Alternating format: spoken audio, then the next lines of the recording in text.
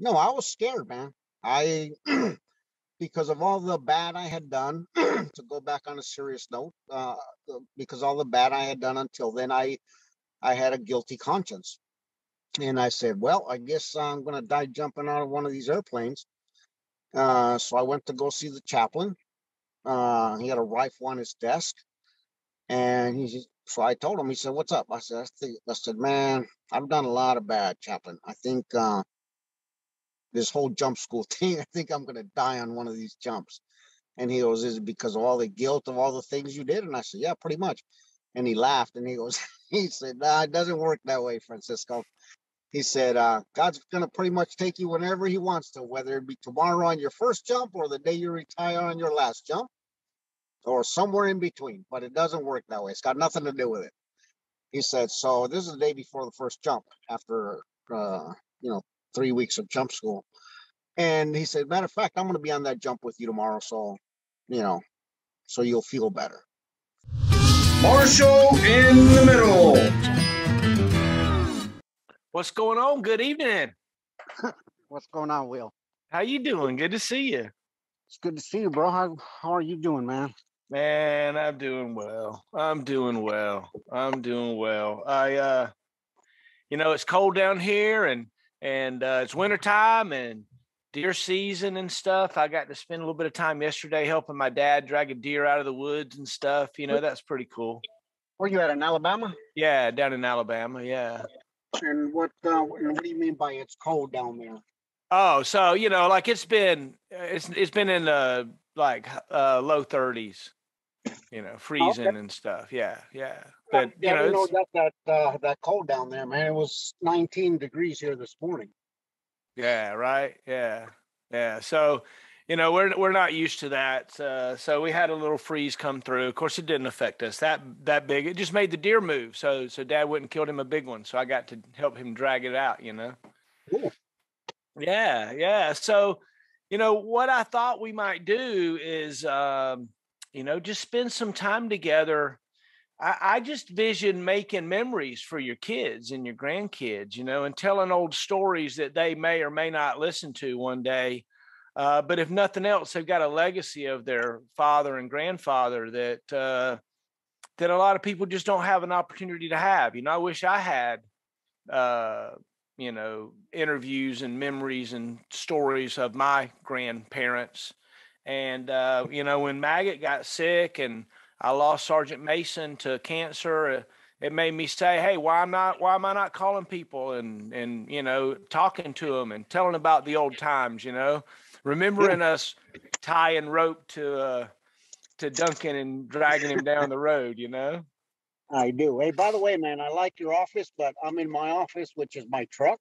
Yeah. Can you see me okay? Is this yeah. Good? Yeah. The only thing that I might say you might want to do different is turn your camera sideways.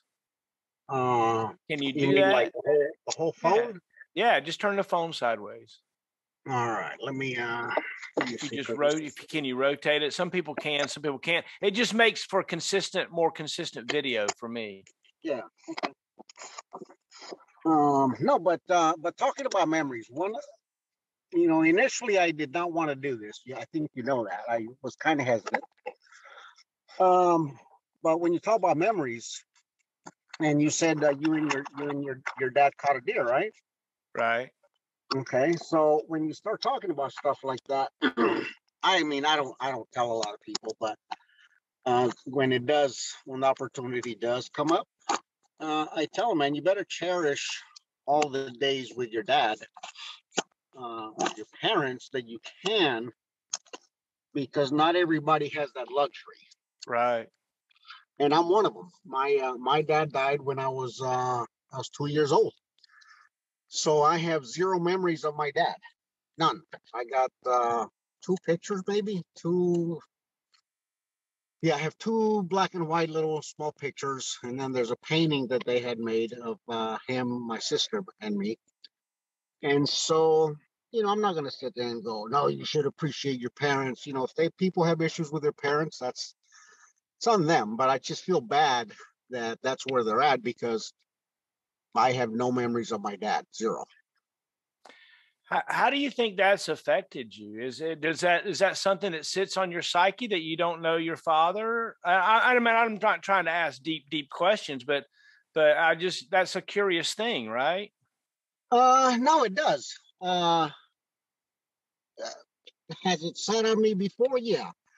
Uh, so so just real quick, I'm of the belief, I'm a Christian, that there's an afterlife, that this isn't it. And so when I have found myself in difficult times, which is you know, more than I care for, I go, come on, Dad. I know we didn't get to meet, but work with me here, man. Help me out. Okay. You weren't there when I grew up. I know you're there. You're up there laughing, maybe. Okay, but work with me here. Help me out. Amen. And I mean I've been able to resolve, whether that was faith or I eventually figured it out, whatever you want to call it. But I talk to him and I go, come on, man, work with me. Yeah, yeah. But no, I feel bad for the people that have bad relationships with their parents. I mean, I really do, because um, they honestly just don't know what it's like, uh, to grow up with no one to go to for any type of guidance. And so in any most 95-98% of the things I've done in my life, I have done them on my own, and I've learned the hard way that maybe that wasn't the right way, but I had little to no one to go to. Right, right, right. So tell me a little bit about growing up. You're from, is it New York or in New Jersey? No, I remember you being like a swagger New Yorker kind of guy. no, man. I am originally from Mexico. I was born in Mexico, about 89 kilometers south of Arizona, south of Tucson, Arizona. And so my dad died when I was 2. And keep in mind, this all applies to my younger sister as well. She was a newborn when he died. So I do have a younger sister, not to take anything from her. So it affected her as much as it did me. Um, my mom was not there. She had already moved to LA. So my grandparents and my aunts raised me up until I was 10, 9 or 10. And then I got brought to LA when I was 9 or 10, turned 10 there, maybe somewhere. It's big fog. Sometime July 72, somewhere around there. And got put in school, had to learn English, didn't know any English. Uh, Moved around for about maybe 6 to 8 months to a year, and then ended up in the projects in East Los Angeles. And that's where I spent the next 10 years until I joined the Army. Oh, wow. In the projects of LA. So what was that like? Were you good in school? Did you go to public school and stuff? No, I was not good in school. Um, I was struggling to learn English, so I didn't do well in school. And then I had what they call now ADD. So I had ADD and I couldn't speak English, so it made it even worse. Uh, we were relatively poor. Our budget was $312 a month on public assistance. Um, my mom had then remarried and had 3 other young kids. And I started working when I was 10, man, at the local little grocery store after school. After elementary school, I'd walk down the block, start working at the store from 3 to 10 p.m. Oh, wow. And uh, so I was a relatively good kid up until the 8th grade. At some point, I started picking up on English. I'm an avid reader. I will read anything that I can get my hands on, because I struggled so much to learn English that I always wanted to do better. And so to this day, man, I will read anything I can grab. Um, But the turning point was I had severe acne growing up as a teenager. And so I had severe acne going to school, couldn't speak English. So I got bullied on a lot, particularly by this one guy named Ralph, to the point where it was, get on the public bus and go to school. And he's a little bit bigger than me. I'm only 5'5" now. So back then I was probably only 5'2" or 5'3" max. I was a pretty big dude, sat next to me in drafting class in the 8th grade.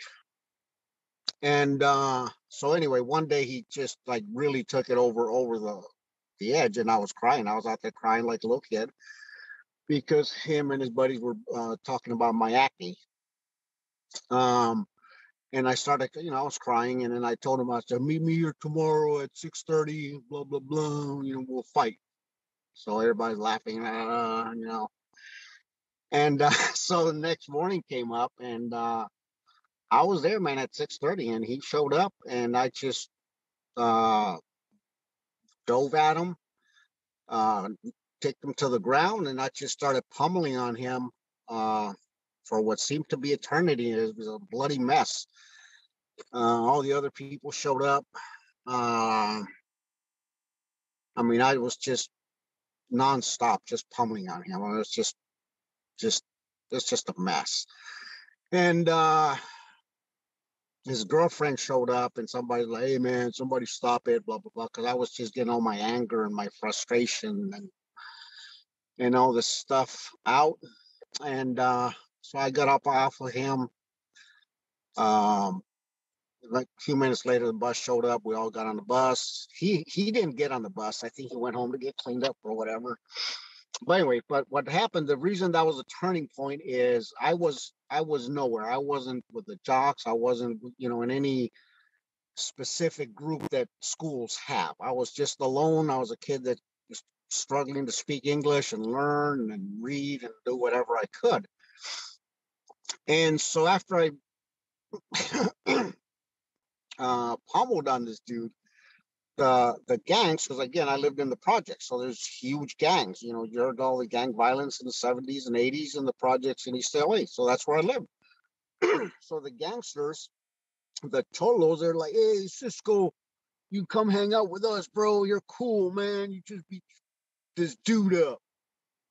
And so I got what I found out later I needed, which was acceptance. I'd never had acceptance. I never felt accepted. And so I went to second class. That's pretty much the last I remember. I went to second period. Ralph did go to class. I don't know how he got there. And he sat next to me because we used to sit next to each other.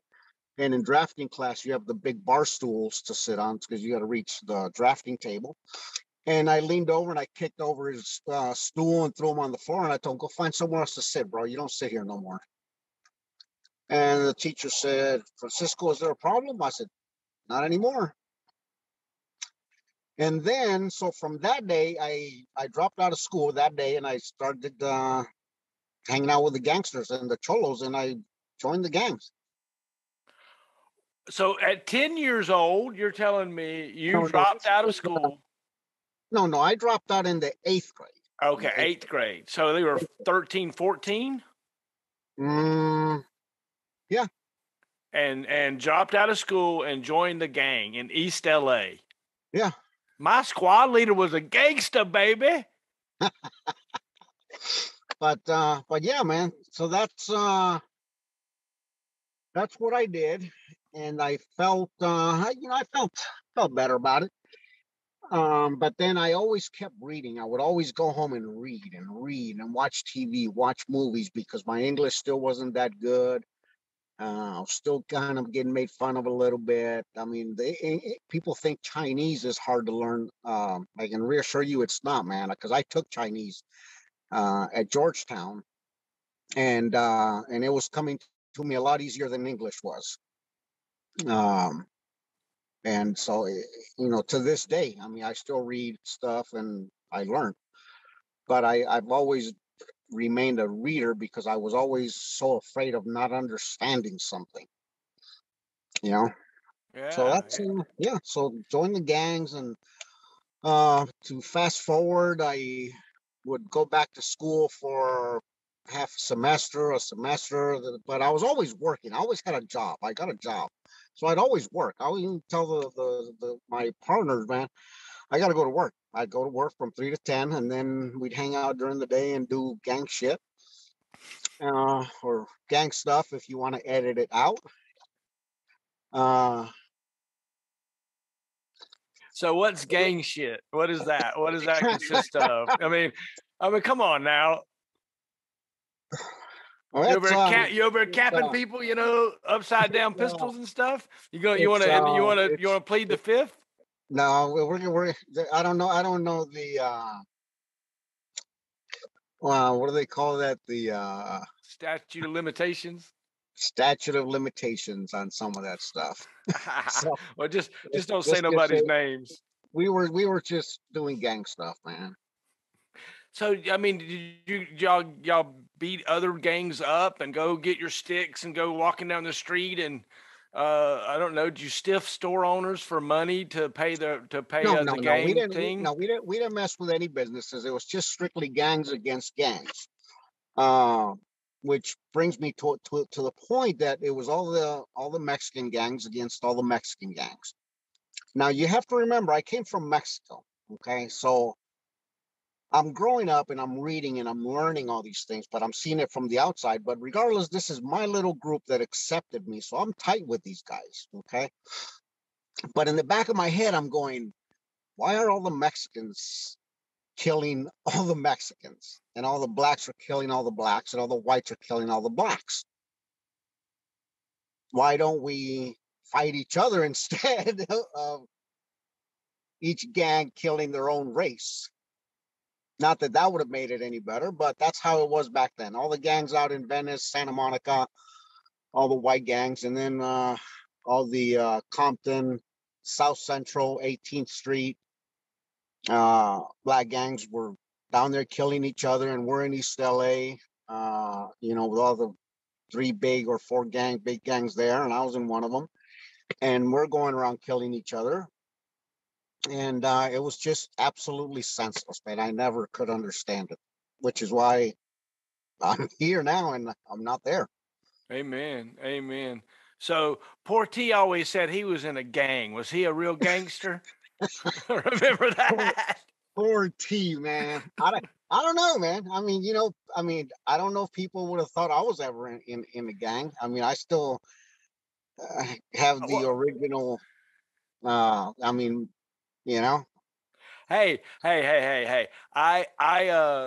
So you never portrayed yourself as a gang member to me. I mean, you never, you were the guy that, you talk about reading, right? You knew all the manuals, you knew all the stuff. That was the coolest thing about the Army, was that it was an eighth grade level. And if you could read it, you could do it. And it was all right there in front of you. And you excelled at that, dude. Well, You're, I passed the eighth grade, man. amen, dude. Amen. So tell me about the decision to leave East LA and the gangs and join the Army. They didn't send you out to be a recruit to go, to go be in the Army. You had to make that break, probably, right? Yeah. No, at some point, here's what happened. I did enough reading. I had enough family members that cared about me to continuously reinforce to me that that was just really not the way to go. So that compiled with me starting to see my fellow gang members go to prison for life. This is back then, man, or get killed. This was shootings. First 10 days I moved into the projects, two dudes get killed right down the street, man, right in front of me. And I was like, whoa, man, this is different. Okay. Um, but I just grew up with it. And so I said, okay, so staying in the gangs is not cool. I have to steal a lot to, continue to make a living or keep a job and keep stealing and robbing and whatever. It's kind of going nowhere. And so I just continuously kept looking. I was always working. I always had a job somewhere. And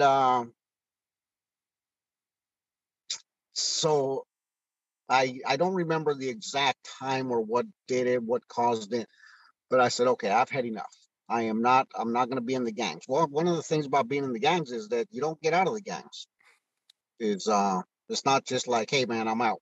I'm retiring. Um, yeah, so that didn't sit well with them. And so it went bad from there.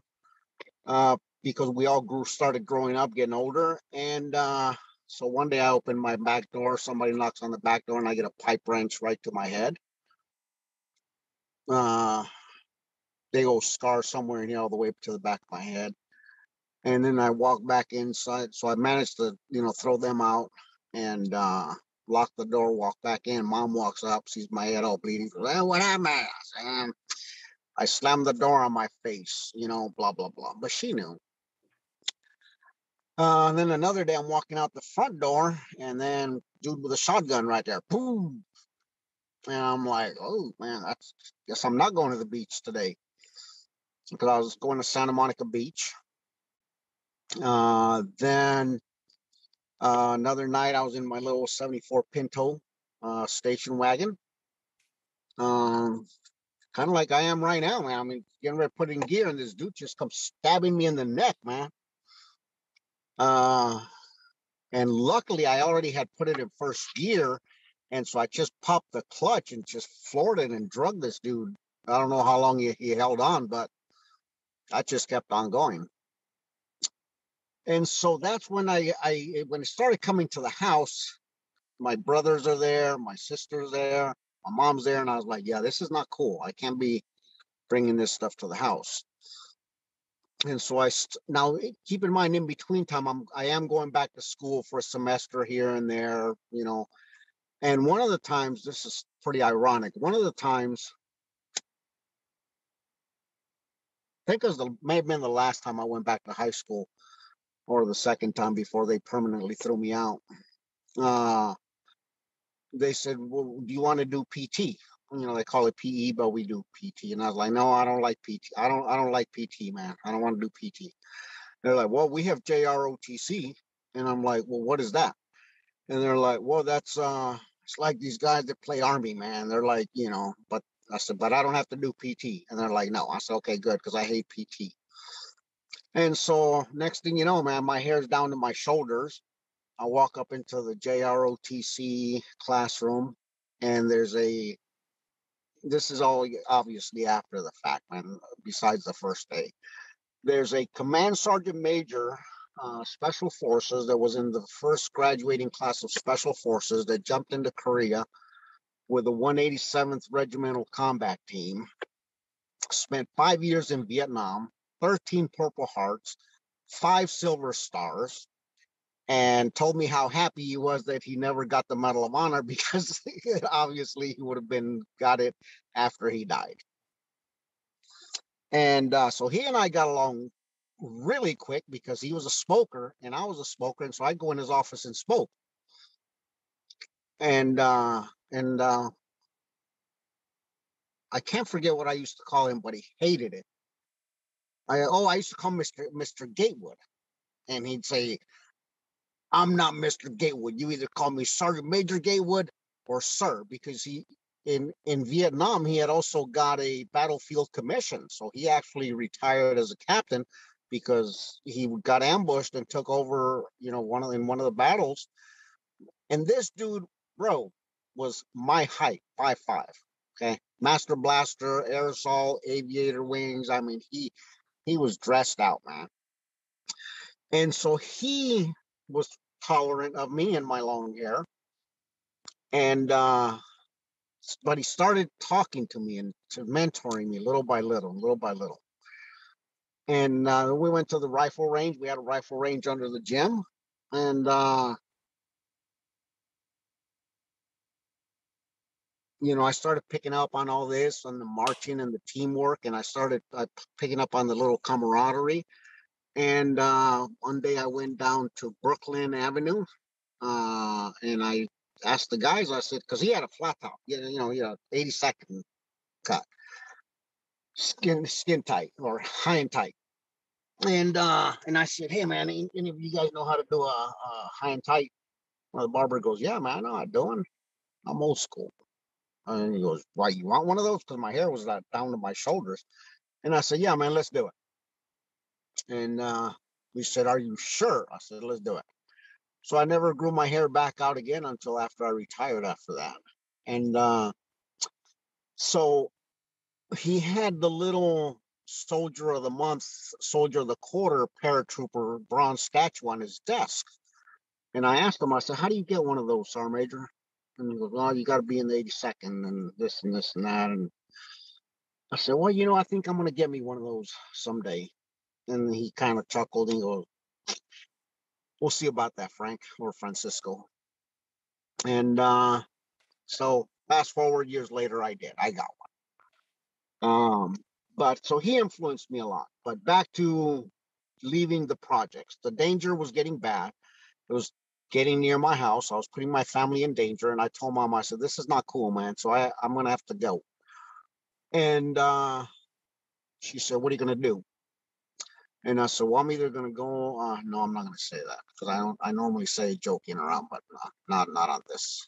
But anyway, so I told her my two careers that I had in mind. I'll tell you the latter one, which is the one I chose, was the Army. And she was not for it. And I said, no, it's really the best thing. Trust me. When there's people coming to shoot at me with shotguns at the door. And I knew who it was because the guy that sold him the shotgun had told me that this dude was out wanting to kill me. And I asked him, I said, how do you know, man? How do you know, Jose Luis?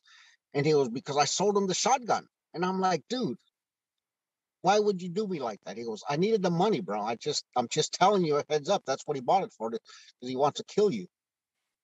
And this is not this is stuff that happened, man. So I said, okay. So yeah, so I walked in. I said, I want to join the Army. And by that time, I had got exposed to the airborne community. I was at a Kmart one time when I read the paper when the 82nd jumped into NTC and had all those injuries. Remember, with the high winds? I was a kid. I was a kid back then in Walmart and Kmart in East LA, and I read about that. And I said, that's the 82nd Airborne Division. That's the unit I want to be in. And so I walked in. I said, I want to join the Army. And I said, okay. So we did, the test, blood pressure. Yeah, you're alive. Okay. And all right. So they said, what do you want to do? I said, I want to be a paratrooper in the 82nd Airborne Division in combat arms. And so they seriously offered me if I wanted to be a cook or a 13 Fox or a 13 whatever, 13 series. And I was like, I don't know, man. What else you got? And they're like, well, we have this 16 Romeo thing. It's a Vulcan. It's a cannon that shoots 3,000 rounds a minute. And they showed me the video of the Vulcan. And I'm like, yep, I'm in, man. Sign me up for that. Vulcan gunnery crew member, 82nd Airborne Division, guaranteed. Sign me up right now. Sold. And that's it. Went to AIT, went to jump school. Got to the 82nd December 23rd at the replacement detachment. You might remember, no, the Red Beret was gone by the time you got there, but I'm sure you heard about it. Well, it was still there when I got there. So I said, I think I'm going to like this.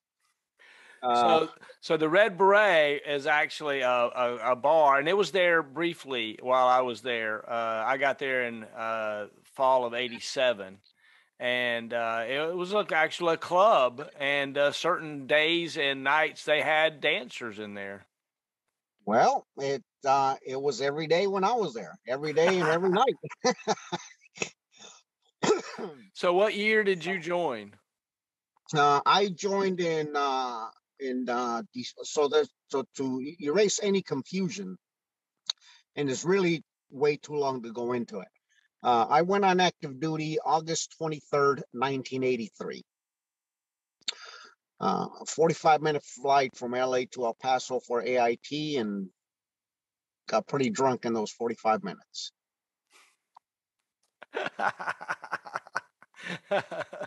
Oh, that's great. That's great. So tell me about, jumping out of airplanes and did that, meet your expectations of what you thought being airborne would be about, I honestly didn't know or have any real expectations. Um, I wasn't particularly, this is where I tell people, we're all grown people here, okay? So, like we used to get the kids, well, I'm not scared. It's like, yeah, okay, it's your lie. Tell it the way you want to, okay? No, I was scared, man. I because of all the bad I had done. To go back on a serious note, because all the bad I had done until then, I had a guilty conscience. And I said, well, I guess I'm going to die jumping out of one of these airplanes. So I went to go see the chaplain. He had a rifle on his desk. And so I told him, he said, what's up? I said, man, I've done a lot of bad, chaplain. I think this whole jump school thing, I think I'm going to die on one of these jumps. And he goes, is it because of all the guilt of all the things you did? And I said, yeah, pretty much. And he laughed and he goes, he said, nah, it doesn't work that way, Francisco. He said, God's going to pretty much take you whenever he wants to, whether it be tomorrow on your first jump or the day you retire on your last jump or somewhere in between. But it doesn't work that way. It's got nothing to do with it. He said, so this is the day before the first jump after, 3 weeks of jump school. And he said, matter of fact, I'm going to be on that jump with you tomorrow. So, so you'll feel better. But nevertheless, yeah, I was kind of scared. I had no expectations of any sort, real or imagined, of what to expect. So what was it like to put on the maroon beret and the jump wings and show up and be a cherry all of a sudden in the 82nd? So it was cool. I mean, I'm not gonna lie. I had the jump boots. Got to the replacement detachment. They sew on all the patches for you. Got the maroon beret nice and shaped up. And I said, man, this is cool. So I got there in the Christmas season. So I didn't actually go to the Delta Battery until sometime in January. Everybody was on block leave or Christmas leave, whatever you want to call it. And so I thought it was cool, man. And then coincidentally, one of my friends from high school that had been in JROTC with me had joined the previous year, and he was an infantryman in the 508. So he and I were going out to the Dragon Club like every night, or the beret, the Red Beret Club, or the Dragon Club, or the Stab and Jab, whatever you want to call it. Pretty much every night. And then I was like getting paid on a regular basis for being in the Army, and so I just thought that was pretty cool. I was like, man, and they were feeding me, and I was like, man, that's cool, man. This is like being in prison, only different. Oh my gosh! So you were a private Calderon. So Yeah. were you a good private? I was not. I had no intentions of.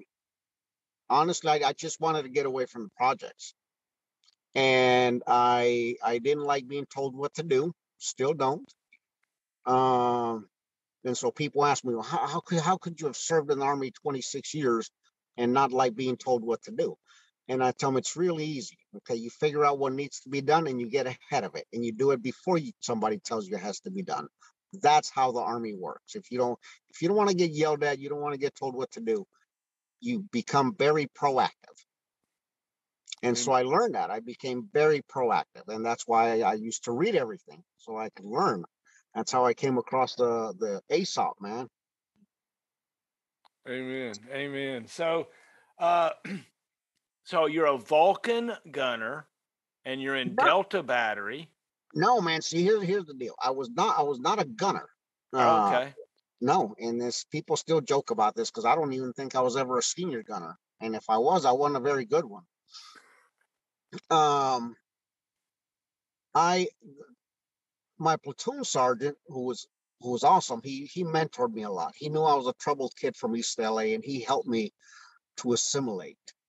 And I'm being really serious here, man. I had a really difficult time assimilating. But he was a well-known, well-educated, well-versed, worldly kind of guy, and he helped me to assimilate.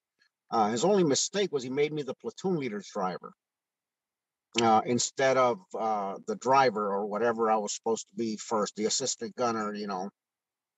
And so here I am driving a Jeep with a lieutenant in January at Fort Bragg, and I don't know what a 524 from a 442 from a CEOI. I don't know anything, man. The only thing I know is how to drive a stick in this Jeep. And so me and this lieutenant, needless to say, did not hit it off well, and it was not a secret. Long story short is it was January, February, March, man, whatever frozen year it was at Fort Bragg, and it's 2 a.m, and we got, back then there was no NVGs, so you're on blackout drive, you're driving in total darkness, and this guy's yelling at me about take this turn, that turn, and you got to keep in mind, I came from LA, man. I'm not a upstate New York, Alabama, Southern camping wildlife kind of guy. I'm from LA where I need street signs and lights and freeways and 10 east, and 10 west and 5 north, 5 south, etc. So I have no idea how north, south, east, west is out in the woods. And so this guy yelling at me, go here, go there, go back to the talk. I'm like, where's the talk? He goes, man, we just came from it. Long story short, I got sick of this dude. And I said, okay, I'm done. I am done with this guy. So it was 2 a.m. So I just floored the Jeep, man, on Sicily drop zone. And I just floored it. Threw it in fourth gear. We hit some kind of hill. Jeep flips over. He's over there hanging on his strap. You remember that strap that the Jeeps had? He's over there hanging on the strap. Jeep's flipped over. I'm over here hanging on the steering wheel. Luckily, neither of us got hurt. It's 2 o'clock in the morning. It's raining. And he manages to get on one of the radios and call the platoon sergeant, Sergeant Ruley, who shows up at about 6 or 6:30. And I'm like, I got no coffee. I did have cigarettes, I'm sure. And this guy's still yelling. And so Ruley shows up and he goes, Frank, he goes, I know you don't like the guy, man, but you don't have to kill him. Okay. Blah, blah, blah. And then so the lieutenant goes, well, I don't want this guy driving for me anymore. I'm like, you think I'm enjoying this? So anyway, so I got fired from being his driver. And then I think I did become the actual Gamma Goat driver, which is why I hate them things, man. I think the Gamma Goat is the worst thing the Army ever made. You got me dying laughing, thinking about you driving across Sicily drop zone with the lieutenant hanging out, flipping it over. No, dude, I mean, before that, you remember Rambo had came out, right? You remember back in the day, Rambo had came out. So there is nobody in the 82nd without a Rambo knife strapped to him. Okay. So I'm thinking, okay, I could just grab this knife, poo, poo, poo. 3 stabs, this dude's gone. I bury him in one of these existing foxholes and go, I don't know where he is, man. He told me to go back to the top. I'm lost. I don't know where he is. So you've already got it planned out in your head. Well, I had it planned out. And you know what saved him? I'm not joking, man. It was pouring rain, and 82nd, we didn't have any, it's convertible. Okay, for those of you that might be watching it, that I'm in a convertible Jeep. It's 2 o'clock in the morning. It's raining sleet. I'm miserable, and this dude's yelling over here. And so I'm thinking, okay, just wow, 3, bury him. I'm lost. I don't know where the lieutenant is. He told me to go back to the talk. That's it. But you know what saved him? Been raining. No, but you know what saved him though? There was a company of Marines road marching, doing a foot march, man.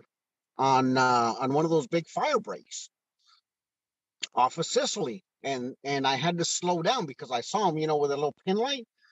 And I was like, whoa. And then I slowed down. And that's what kind of got my thinking back. Okay, all right. So I guess I can't stab this dude right now, right here with a marine company right in front of me. Gotta wait at least 10 minutes. So it took me the longest time to pass him. So finally I passed him because, that was safety. That he didn't yell during the whole time we're passing the Marines. We don't want to run over a Marine.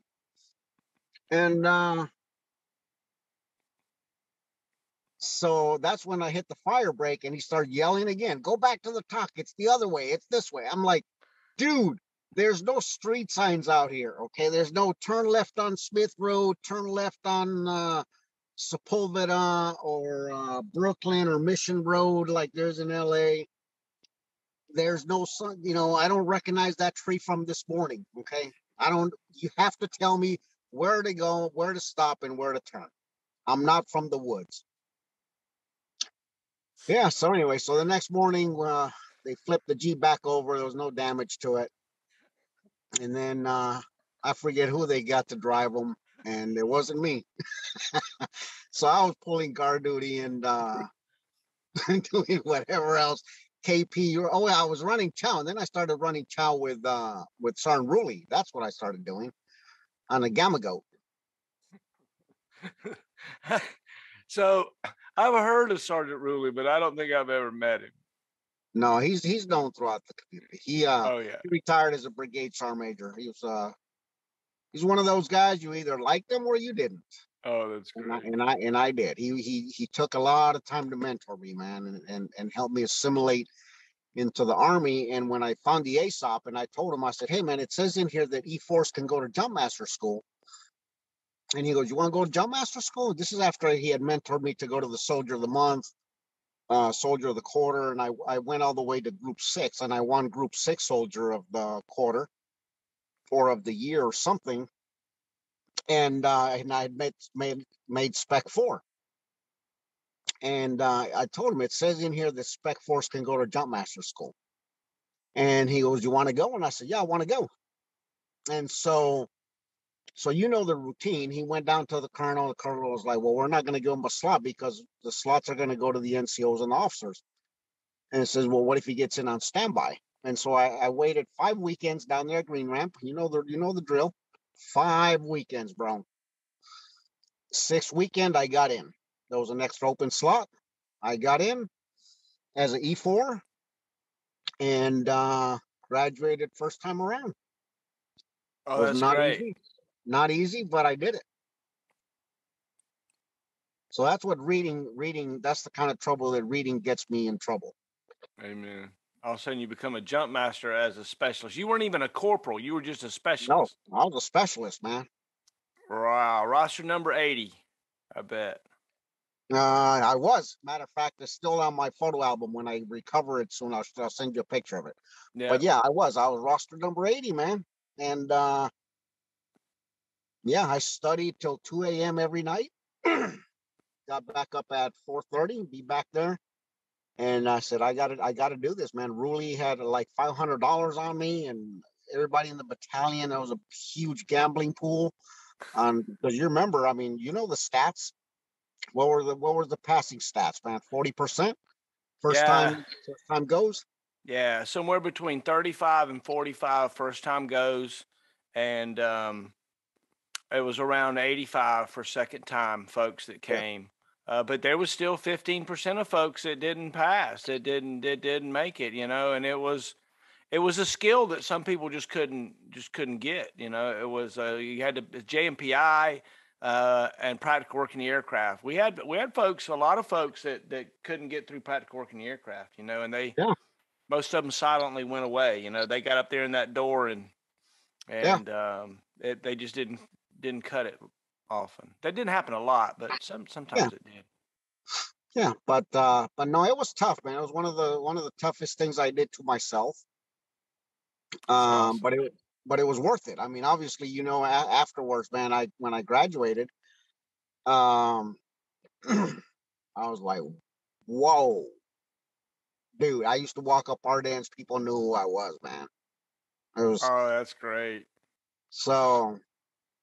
So the highlight of that is, so I'm in Delta Battery. I'm an E4 Jumpmaster, and then so the first jump after now I did my two safeties, two mandatory safeties.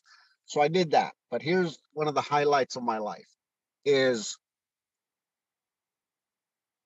I was 21 or 22 years old, and the first jump came up, and I was going to be the AJ on a C-141, 4 o'clock in the morning, and but nobody was coming to me to get JMPI'd because obviously I was an E4, and then I mean I don't blame on myself, but you probably don't remember this guy either, but his name is Jeffrey Jordan. He was a Sergeant First Class. Who, you know him, right?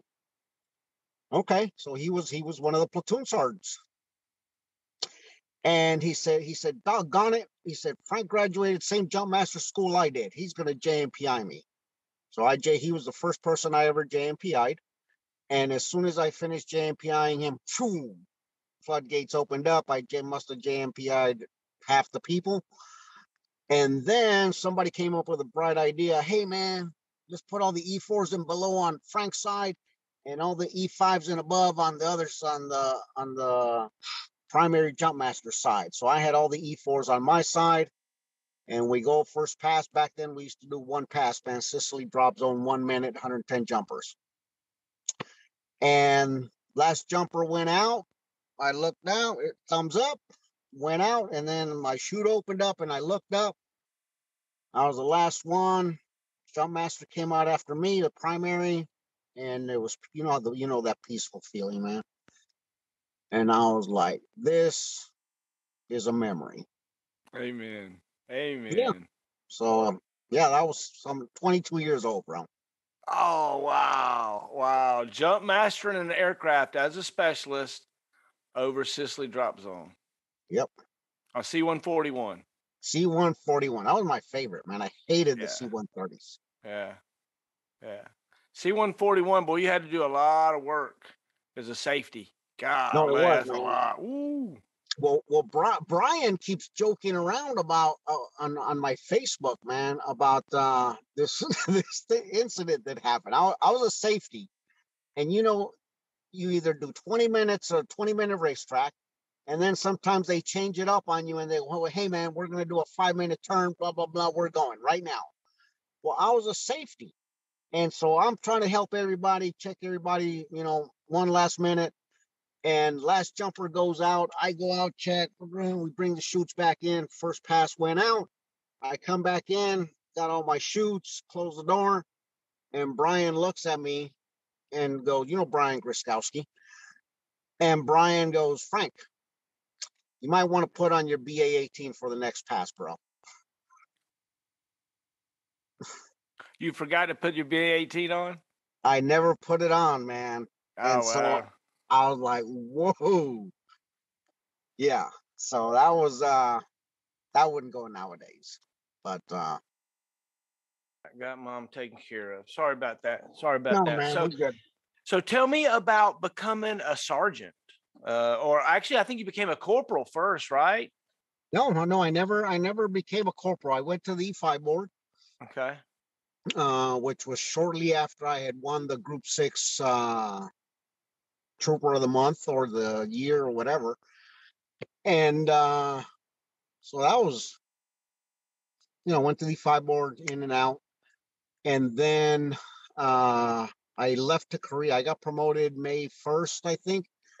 And then I left to Korea, I want to say June, sometime in June. So Oh, I that's left. great. Yeah. Yeah. So you go to a brand new unit as a brand new sergeant. So where did you go in Korea? I went to Camp Hovey. Bravo Battery. Bravo Battery, 26188. Was it Sky Stalkers or Night Strikers or Dragon Slayers? No, that was the battalion. The battalion was the Dragon Slayers. Yeah. I forget what the battery was. But anyway, so I was in Bravo Battery, Camp Hovey, and all my buddies had also went to Korea. They were in Alpha Battery. up in what do they call it? RC4. RC4, RC4, and to give credit where credit is due, after I went to Jumpmaster school as an E4, so did Paul Mills and a guy named Robert Bick. Bick was with me in Delta Battery, and Paul Mills was in Alpha Battery. Paul Mills went SF after that, and he's still on Facebook. Good friend, solid dude, deployed a lot. But yeah, so I went to Korea, Camp Hovey, got a M167A1 that I knew absolutely, again, nothing about. Because again, remember, I had been a driver, I'd been an assistant gunner, but I was never a senior gunner. And then I got promoted, and when I got to Korea, there's always personnel shortages, so they made me a squad leader. So I just skipped over the whole senior gunner deal, and I was like, okay, that's cool. So I got a squad, and then I don't have to tell you about Korea. It was it's good times. So do you spend a lot of time down in Tokari or TDC? I spent 99% of my free time in TDC. Do you have a bar you went to there in TDC? I did. I remember the name. Oh man, it's the one in the front where it said American Apartments.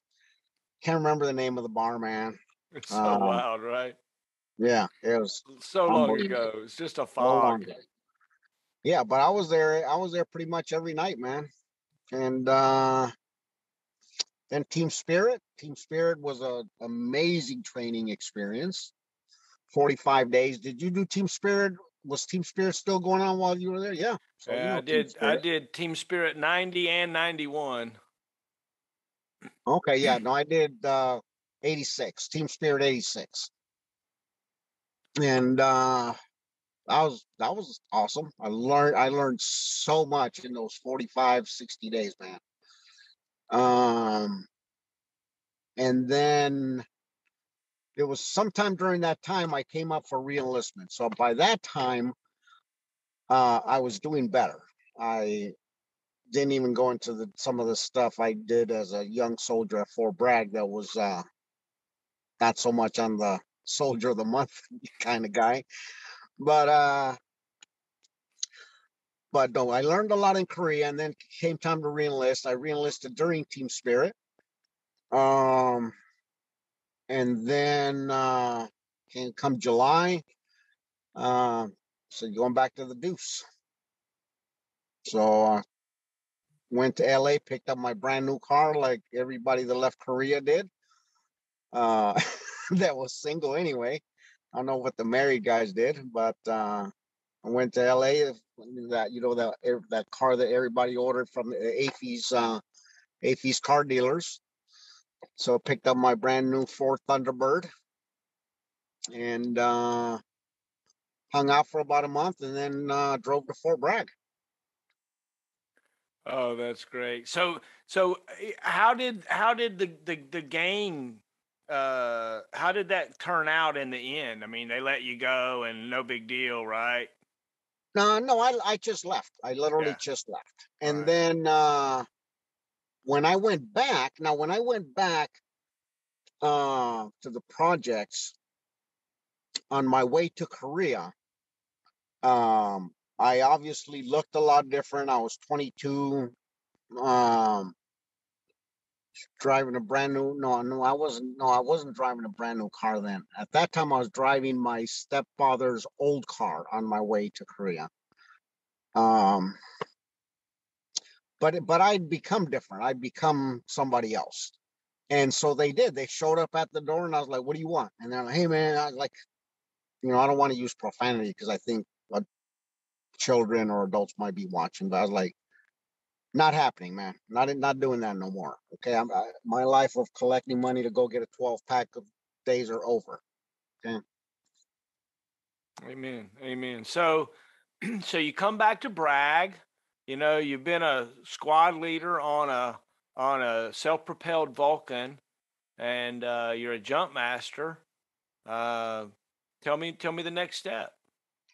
Yeah, so I went back to Bragg, and then I was not a very good E5 when I came back from Korea, because by that time I had become a fully 100% functional alcoholic, like most of us, but I can only speak for myself.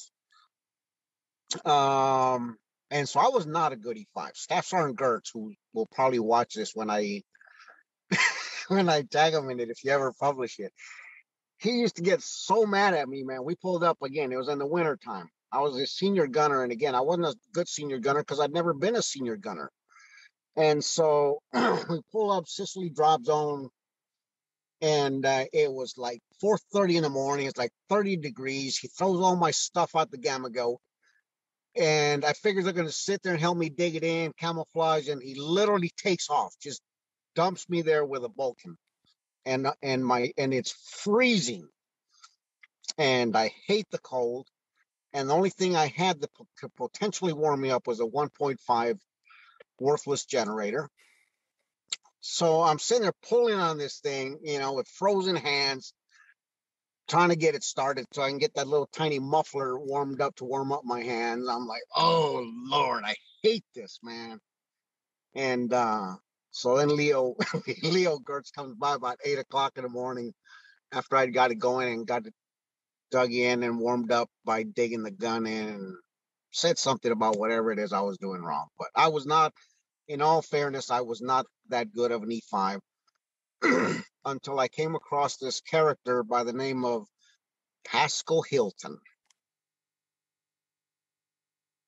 who I had met in Korea. He had helped me out in Korea a lot because, we were both 82nd guys, and at that time, I had senior wings. He had master wings. And so he looked out for me in Korea and helped mentor me a little bit about not doing a lot of really dumb things that consistently. Because I was very consistent at doing dumb things in Korea. And so Pascal Hilton kind of mentored me. Then Delta Battery got deactivated, and then I got sent to Bravo Battery, and there's Pascal Hilton, and I'm an E5, and I'm not that good of an E5. But the foundation, I mean, I learned, I don't want to discredit anyone, man, because there's so many people that I learned so much from.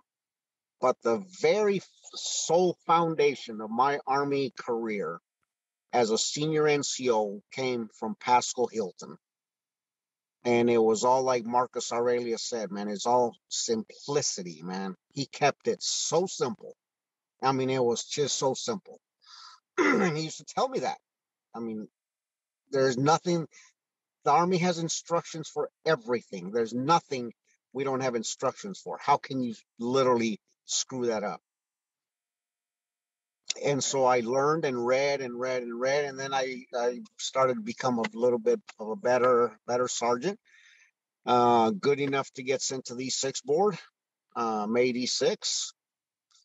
Got my master wings. I was chasing jumps, trying to get the master wings. Got my master parachutist wings, and I think I want to say for the most part that's when you and I met, and I became a pretty decent E6. And he sent me over to, well, where were we in third platoon? I think we were in second. Second, yeah, with Godwin. Yep. And I love Pascal, man, because I'm not gonna say it, I was kind of arrogant, I was kind of a show off, and Godwin was the platoon sergeant, and he didn't particularly care for me a lot because of that, especially when Pascal didn't help any by telling him, look, Godwin, the only reason Frank's in your platoon is because you can't pass Jumpmaster school. Because as you know, in the 82nd, you either are a Jumpmaster or you can be whatever else you want. But if you're not a Jumpmaster, it doesn't count, period. And so that didn't help me a lot with Godwin. But but in the end, I mean, he's always a good guy, But I hope to get to talk to Godwin soon. I would love to track him Well, down. I ran into him one time when I on one of my drives to Fort Bragg. I ran into him at the gate, man. Oh wow, is he working the gate? He was. He might be retired by now, but yeah, he was working the gate. This is a long time ago, at least sometime after I retired. Oh wow. Yeah. So remind me of some of the soldiers that you remember from those times, the people, the personnel. Tell me about those folks that you were around. You've named some. Um. Well, in Bravo Battery, Pascal Hilton, Bill Shaw, Bill Shaw. I remember this is funny. Bill Shaw, because I used to hate Hilton. I mean, just so you know, when I got deployed to the Persian Gulf, I used to get every. You remember Prime Chance when I used to get every single magazine, every Playboy, anything that had a free mail-in card to anything. I would put in his name and Delta Battery and fill it out and throw them in the mail For who? for Pascal Hilton. Okay. Uh, because he was tough, man. I mean, this dude was relentless. So And I was I was trying to come up, man, and he knew what he was doing, and he wanted to bring me up to standard. And there is, like we were talking about Duncan, there is no option here. Okay, you either are or you are not, and that's what Pascal taught me, man, and that's why I hated him so much. oh wow. Uh, and so I used to get any kind of junk mail, anything free, man. Get it sent to him at the battery. I'd fill it out, put his name on there, and put Bravo Battery, and so. But did, did you go to Prime Chance with us? no, What, I did, man. Uh, I did the last rotation and Prime Chance. so I'm thinking I went on the second one and I was on the Wind Brown. Yeah, you were on Uh, the Wind Brown. were we on the same rotation? No. By the time I got there, the Wind Brown was still there, but it wasn't functional. They were Okay. getting ready to pull it away. It was right next to us, and I was on the Hercules. Okay. And they pulled the Wind Brown away, and then it was now this I'm pretty sure I can tell you. You know that meat cooler that we all lived in. Um, was an 8x10 meat cooler, people. For those of you that don't know, was it 6 or 8 of us? So it was me, it was Bob Meyer. Just so you know, it's a long story, but Bob Meyer, I ended up talking Bob Meyer into going with me, even though he was a stinger. Everybody knows that, but I took Bob Meyer. So I had Bob Meyer, Oosterhout, McDade, Rucker, kid named Downey, kid named Aiken from South Carolina, and a kid named Carroll from 782nd. That's 7. Oh, and me. So that's 8. So that's 8 of us, 4 on each gun. And then Aiken, contrary to my guidance, because the only thing to do there was watch those VCR tapes that we had, and or go to the gym. And Aiken was overdoing it at the gym, and I told him, "Don't do it, man. You're gonna get yourself hurt. You're gonna end up leaving us one man short." 2 weeks later, got a hernia, got evac. And so now we're short one person the whole time. And then I don't know if you know the whole story on the 90th day, bro. We are on the platform. The Blackhawk, the blades are going, man. We are about to get on and be gone. And then the blades just stop. And then you see the familiar no deal. So the guys go, "What's going on, man?" I'll tell you what's going on is us. We're not going on. We're not going anywhere. And so we got stuck there. It's a long story. We got stuck there almost another 3 months. Oh wow. Yeah, because that was the morning that a Lieutenant Colonel Huggins, who had been kidnapped by one of the terrorist organizations back in the day and had been missing for about a year, they found him that morning. So all hell broke loose throughout the Middle East. And so they're like, yeah, you guys ain't going nowhere. We're staying because Oh, we don't know wow. what's going to happen. So we were stuck there for about another 3 months. Great times, great times. Yeah, Uh, I was, we were so young. Oh my gosh, doing crazy things, right? Out in the middle of the ocean, just I know, man. whatever.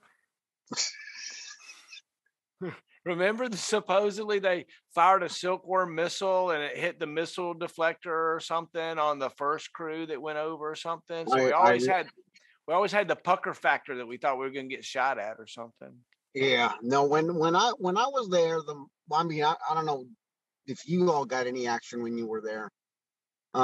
When I was there, we had a couple of speedboats. Uh, Wanted to get a little too close. They never made it, and so be it. The gunners were on point. Yeah, Eh, I got a chance to turn gun power on one time. I almost got to pull the trigger. I'm glad I didn't. We had a close call out there. So what the next step, didn't you miss the Gulf War and have to or go to poke. Fort Polk or something, right? I did, man. Tell me about that. Um, yeah. So I was in L.A. Driven to L.A. for something. I used to back then. It was cheaper than flying, believe it or not. Um, I think it might have cost me back $80 to $100 to drive from North Carolina to LA on I-40. Anyway, I used to drive to LA all the time from North Carolina. And on the way back, for some reason, I decided to take I-10 back instead of 40. And I remember passing Shreveport, Louisiana, and then I saw a sign that said Fort Polk, 110 miles south. And I said, man, I hope I never get stationed in that place. And this is true, Will. I mean, everything I tell you, you're like. So I kept driving, got home that night, and phone rings about 8 p.m., man. And Bill Shaw calls me and I say, hey, what's going on, Sergeant Shaw? And he goes, hey, man, just thought I'd give you a heads up. You got orders to Fort Polk. And I'm like, what? And he goes, yeah, man, you're going to Fort Polk. I was like, no, I'm not. I'm not going to Fort Polk. And he goes, no, yeah, you are. So anyway, long story short is we took it, like I said in the other interview, took it all the way to division, to Department of the Army. And they said Fort Polk was critically short on 16 Romeos, man.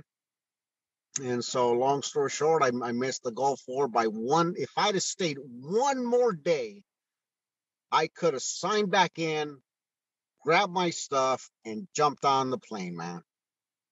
But I didn't. Oh, wow. Good times, good times. So tell me about, the next steps, becoming a senior NCO and being at Fort Polk. And, you spent a long time at Fort Polk. You turned out to be a great first sergeant, a storied first sergeant there in that unit. And you were an OC for a little while, right? I was, yeah. I was at Polk, and then my time was coming up. To go back to the 82nd, which I was like, please, man, I'm done with this mechanized deal, man. These guys got way too much equipment for me. And somebody, whoever was up at branch that time, called me and said, hey, man, JRTC is moving to Fort Polk. I said, yeah, I knew that. I heard that. I was at Fort Polk. And I said, yep. And he goes, do you want to be assigned to JRTC? And I said, doing what? And he said, as an OC. He said, you qualify, you're an 82nd, master parachutist, blah, blah, blah. And at that time, I was having a good time at Fort Polk, man. I'm not going to lie. I was having a great time at Fort Polk, training and partying. And I said, sign me up. Yeah. And so 5th ID got deactivated, changed over to 2nd Armored Division. And then I stayed at Fort Polk until JRTC came down.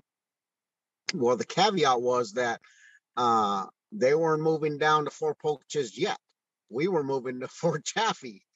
And so whoever was at Fort Polk would bus up to Chaffee 3.5 weeks out of the month for the first 6 months and do the rotations up there. And so that was my first 6 months at JRTC, was busting up to Fort Chaffee. And that's where I became an OC with Gonzalez, some first class back. Garza was still there. All the guys were there, man. And but I lived at Polk, and so whoever came on at Polk would bus up there and come back for 6 months, about 3.5 weeks out of the month. So we were home for like 5 days. Oh, that's crazy.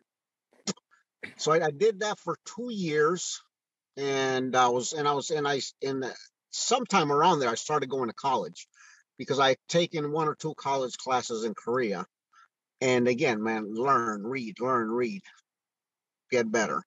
And I was going to college at Fort Polk, and so I just kept going to classes. But I told him, I said, I can't be here. Give me all the homework ahead of time, because I'm an OC, I'm in the field.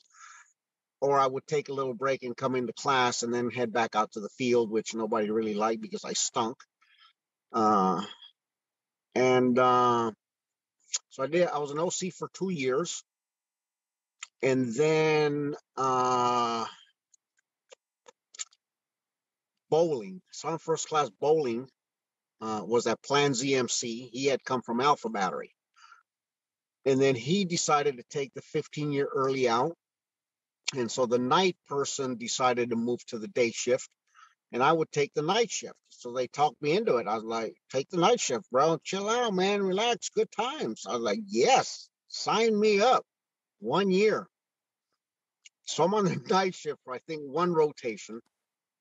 And the day shift guy decides he's going to take the 15 years and be out. So now I'm the day shift NCOIC, and Captain Tripp left. He was our OIC, and he left. So I'm the only man standing. So they come drop this this op order on me to review, and they go, hey man, you need to review this by X day and give it back. And you're briefing the CG at 1600 hours. I was like, yep, there you go, Frank. There's your sign me up to the chill out night shift for a year at JRTC. So now I'm the day shift guy. I'm there from 7 a.m. to 9 p.m. And so I can't remember how long. So again, a lot of learning, man. Reading, tons of reading, man. Ad nauseum, just reading all the op orders before they, any units deployed. 25th, 10th Mountain, 101st, the usual suspects. And then I was fortunate that Kevin McGovern, man, dude, so smart. I always wondered why people as smart as him were doing in the Army, and then I always realized, I said, the Army needs smart people too. Can't be just dumb guys like me. And so he really brought me up to speed on a lot of stuff, missile defense, because we're doing everything. Airspace control. We were controlling all the OP4 aircraft. All the action going out in the box. and then but I stayed briefing the CG for a long time. And then I re-enlisted again. And then through one of my professors, I found out that CID was short an NCOIC for the drug suppression team, the undercover drug team. And she and I had, talked in length about my background.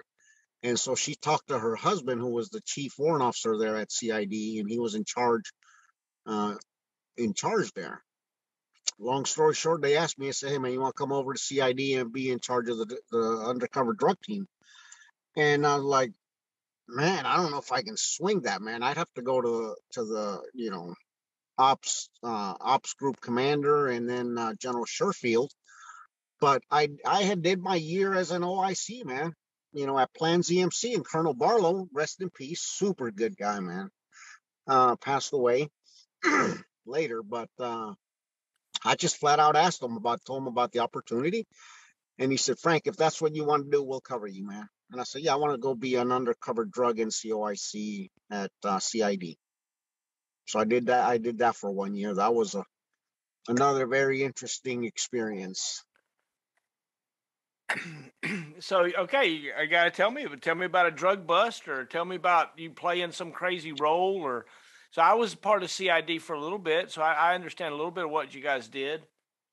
Did you get a big bust? No, we did one big bust. I mean, Fort Polk wasn't that rampant on drugs. No, unfortunately, I had two undercover female agents that worked for me. They did the majority of the work. I did all the monitoring in the car, you know, with the technical listening equipment. Everything you see on TV is true, man. It's what I used to do. I'd sit in the car, they'd go in, and that's when I realized just how dumb guys really are, man. When it comes to women and drugs. And I was like, whoa, this guy's a moron. He's like, okay, but when you call me, I want you to go, what's up? Because I think CID is monitoring me. Obviously, she's wired for sound. I'm in the car recording this, and she's like, okay, cool, man, I'll call you and go, hey, what's up? So, but no, there was no. Unfortunately, the majority of my memories, which I don't think we want to talk about here, of CID are because I did have spare time on my hands, because the drug deal, besides being stressful, that I did a couple of times, I had to meet drug dealers, and it was stressful, man. I mean, trying to live a double life as an E7 in the Army and a drug dealer is not easy in a government looking F-150 truck. That was my undercover car. So no, that was not a whole lot of thrill there. Me and the two agents just kind of chilled out, went out, and when nothing happened, we just go and have dinner, drinks, or whatever. No, the majority of my time at CID, I spent monitoring polygraph examinations, which is a very, very good learning experience, and unfortunately working all the suicides. And general crimes. I mean, murders, rapes, suicides. And my plan was to either get out and join the DEA. That's why I went over there. That's why I took that assignment, because I wanted to get out of the Army and go join the DEA, which is why I was going to college. But working general crimes, financial crimes was actually more challenging. That was very interesting. All the dumb things that people wake up and say, you know, I bet nobody's ever done this before. I'm gonna get away with it. And we're talking from E1 to 06, man. You know that, and that's why to this day I laugh at people that do crimes or do dumb things. I'm like, historically, you're not the first one to commit this crime. And if you Google how many people are in prison for, let's say, breaking and entering or robbing, predominantly they get caught. So where do you think you fit in a category that you're not going to get caught? You know, what makes you so special that you are not going to get caught doing this crime? So there was a lot of humor.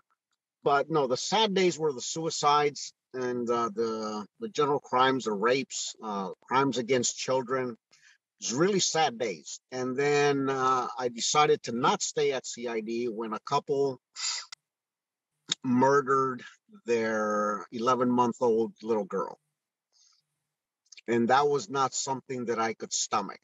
At that point, not as I couldn't disconnect I mean, I can disconnect from anything like that quick.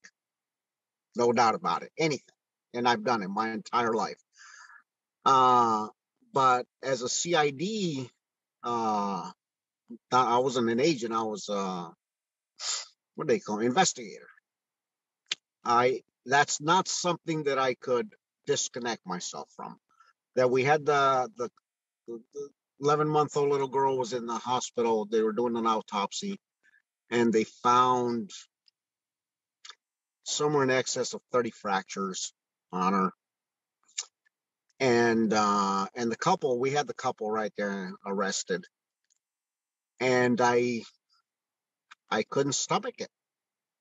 The NCOIC of that CID unit, he and I became good friends, and I told him, I can't do this, man. I'm not gonna talk to him. I can't talk to him. I don't want to talk to him. You don't want me to talk to him, okay? Not with us. We had a 9mm that looked like a 45 for the undercover people. And I said, no, trust me, man. You don't want me near these people, okay? You don't. It's not something that I can stomach. I can't tolerate it, and it'll happen again and again, and it's not something I want to do. So I think I did about a month more, and then I called branch. They said, yeah, man, 108th Brigade is at Fort Polk. Had been at Fort Polk with Sergeant Major Adams. Legend to all of us. And I signed up to go to 108th 88 Brigade and move to Fort Bliss. And I went and met Sergeant Major Adams, who I had met on a couple of rotations before that, when he came to visit one of the units. But yeah, I just wanted no part of I just couldn't stomach the abuse of any type of abuse to children or anyone for that matter. But I mean, as adults, we make choices that land us in different circumstances of life, of things that happen to us. But children don't make choices, man. Okay. Children don't make choices, and not 11-month-old babies. And I didn't even want to be there anymore. Right. So tell me about moving to Bliss and coming back to 88 land, and I know shortly after there you became a first sergeant. Yeah, moved to Fort Bliss, and I had a 19. I think I had an 84 Toyota, a little Toyota Corolla with no AC that I bought from my CID partner for a couple $100. But no AC because he had bought it in Washington State, where apparently they sell cars with no AC. And that was not going to work in El Paso. So I went and I bought a black Porsche,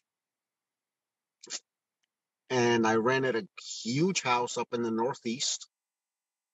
And then I had my younger brother, Henry, move in with me from LA. And I got assigned to Charlie Battery. So by then I'd made E7. I got promoted to E7 at JRTC. And I was a platoon sergeant in Charlie Battery. Great time, man. Had a great time. Had a great platoon. Seriously, good training, good times, good battalion. Sergeant Major Adams was the brigade sergeant major. I had a great platoon. My other fellow platoon sergeant, Don Danner, you know Danner. He and I got a lot of good times together. Helped each other a lot. Super guy, man. 101st guy. And then there was a opening for a first sergeant in Bravo Battery. So I went to Bravo Battery for a short stint until Sergeant Major Adams got the call that he needed a platoon of 14 Sierras, which I think by then we had all become, because by that time the Vulcan had been moved to the museum. And or Avenger crewman. And so he calls me in his office and he goes, "Hey, I got a call from 18th Airborne Corps. I need a Sergeant First Class and 14 Sierras to go to Bosnia." I said, "So you want me to help you find one?" Right. Right. And so he goes, "I thought you might want to go." I said, "I've never even heard of the place, but you're right. Why not? I do want to go. Who cares that I've never even heard of the place?"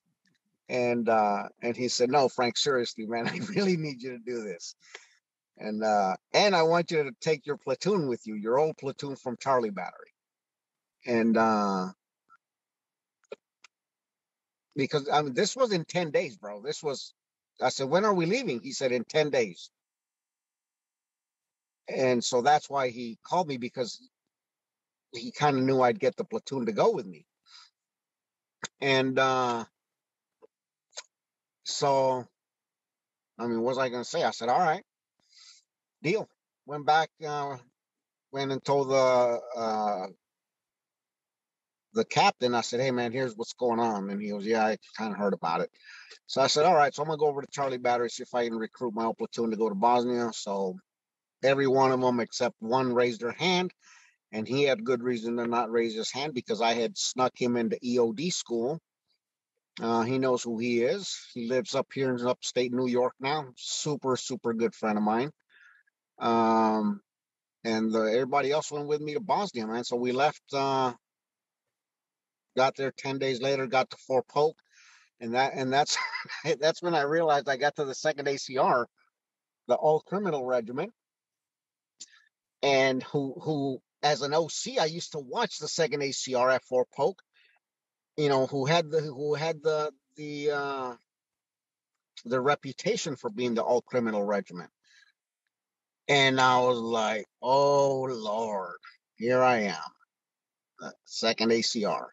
So anyway, but that was short-lived. We were there maybe 5 to 8 more days doing all the alleged pre-deployment training. And so we finished that up, and we headed off to Bosnia. And that was another year of fun times. Oh, wow. So deployed to Bosnia, that had to be mid 90s, right? Yeah, that was in 97. 97. So what was your mission in Bosnia? Our mission was to do perimeter security for all the camps in Bosnia. Or the battery headquarters was at Tuzla. We were at Tuzla. For whoever's been there, we were down at the end of Tuzla, down on one of the old runways, in a couple of tents. Nobody even knew we existed. We named the area 51 because nobody knew where it was, or where to find us, for that matter. And it was a matter of fact, it was a 2-mile walk from the mess hall and to do laundry. No way. That's a long way. Yeah. And so I had a battery. Now, I was a platoon sergeant at the time. I took my own platoon, and we became maybe 3rd platoon. I honestly can't remember. Of that battery, because they were short an entire platoon. And so we got Tuzla. My platoon got Tuzla for security. Other platoons got Camp McGovern, and then Tony's platoon got Camp Comanche next door, I think. And then I had another platoon. I can't remember the name of the other camp. It's where the RSS squadron was at. Anyway, so we were all spread out, but me and my platoon were at Tuzla, Maine. And y'all were mostly manning guard shacks? We were manning guard shacks on the perimeter, and 24/7, man. Did you have stingers with you? No, we just had the Avengers. Okay. Did y'all have missiles with you? Oh yeah. Yeah, we had missiles. Yep. And so, so the things that happen to me, man, sometimes, I mean, I literally put on my Facebook today to love your fate, because it's your fate, because I believe in fate. And I put that on my Facebook today. Amor fati, love your fate, love what happened to you. So I'm a platoon sergeant in Tuzla, Maine, and whether this was pre-planned or not doesn't matter. But the first sergeant decides that he's going to retire, or obviously had decided to retire. So in hindsight, I'm going, why did you even come? Right? And so he's leaving, and believe it or not, man, the A list is coming out, and this unit, and this is nothing derogatory against anybody, man. Anybody that was there can chime in, and they're going to see this, because I'll tag them. They were there, and they can tell you. This unit was a disaster, man. Minus my platoon, it was a disaster. I mean, enough on that. And the first sergeant leaves 2 or 3 days before Christmas, just in time to get home on Christmas Eve. And so I took over because I was a senior E7. And then he leaves December 23rd, Christmas Eve. The Secretary of Defense shows up at Area 51 to visit our battery. William Cohen, Secretary of Defense Cohen. It was one of the best nights in the Army, believe it or not.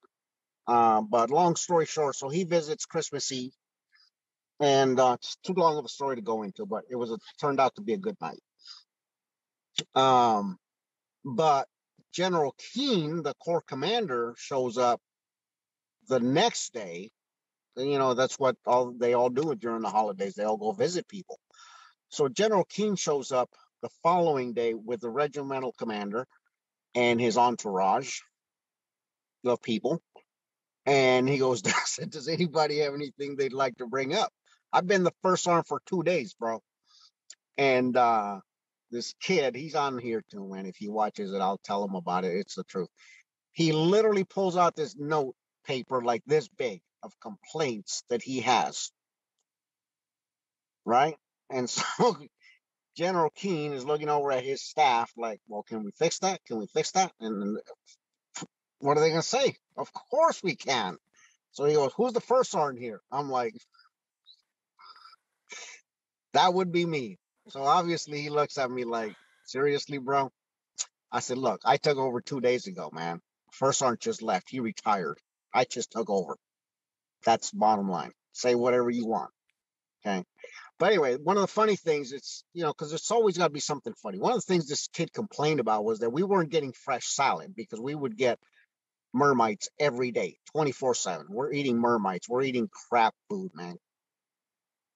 Carving eggs, square eggs, the square eggs, and a block of burritos. If you can carve out a burrito that looks like a burrito, so be it. Good on you.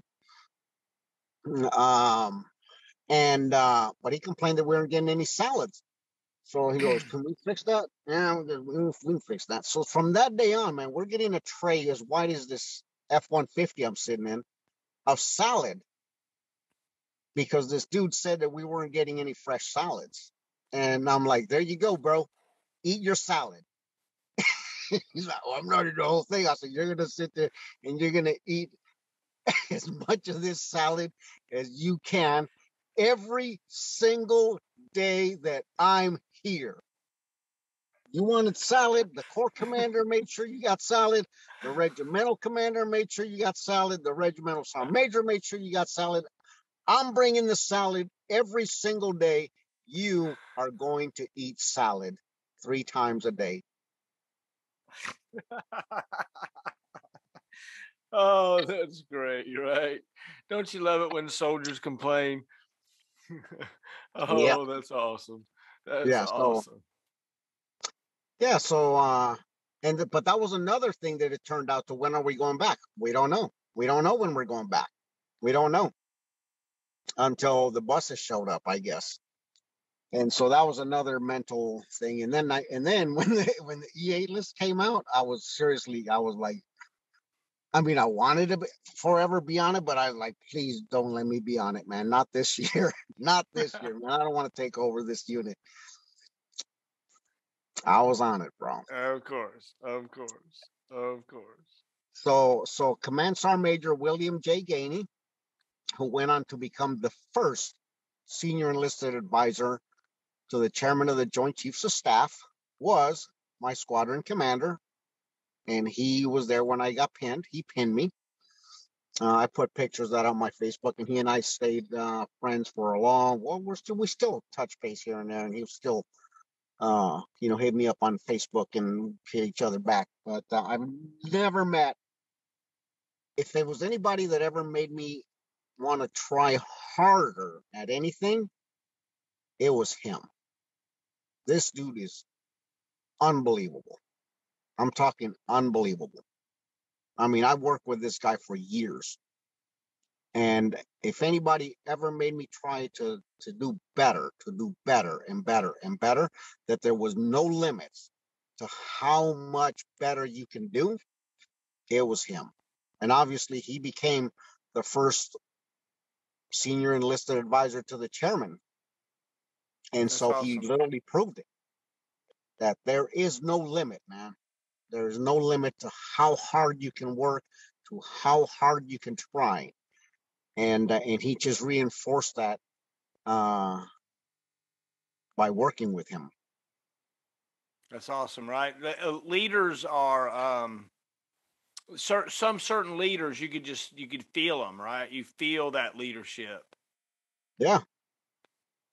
Yep. But yeah, he's a super guy, man. Just super guy.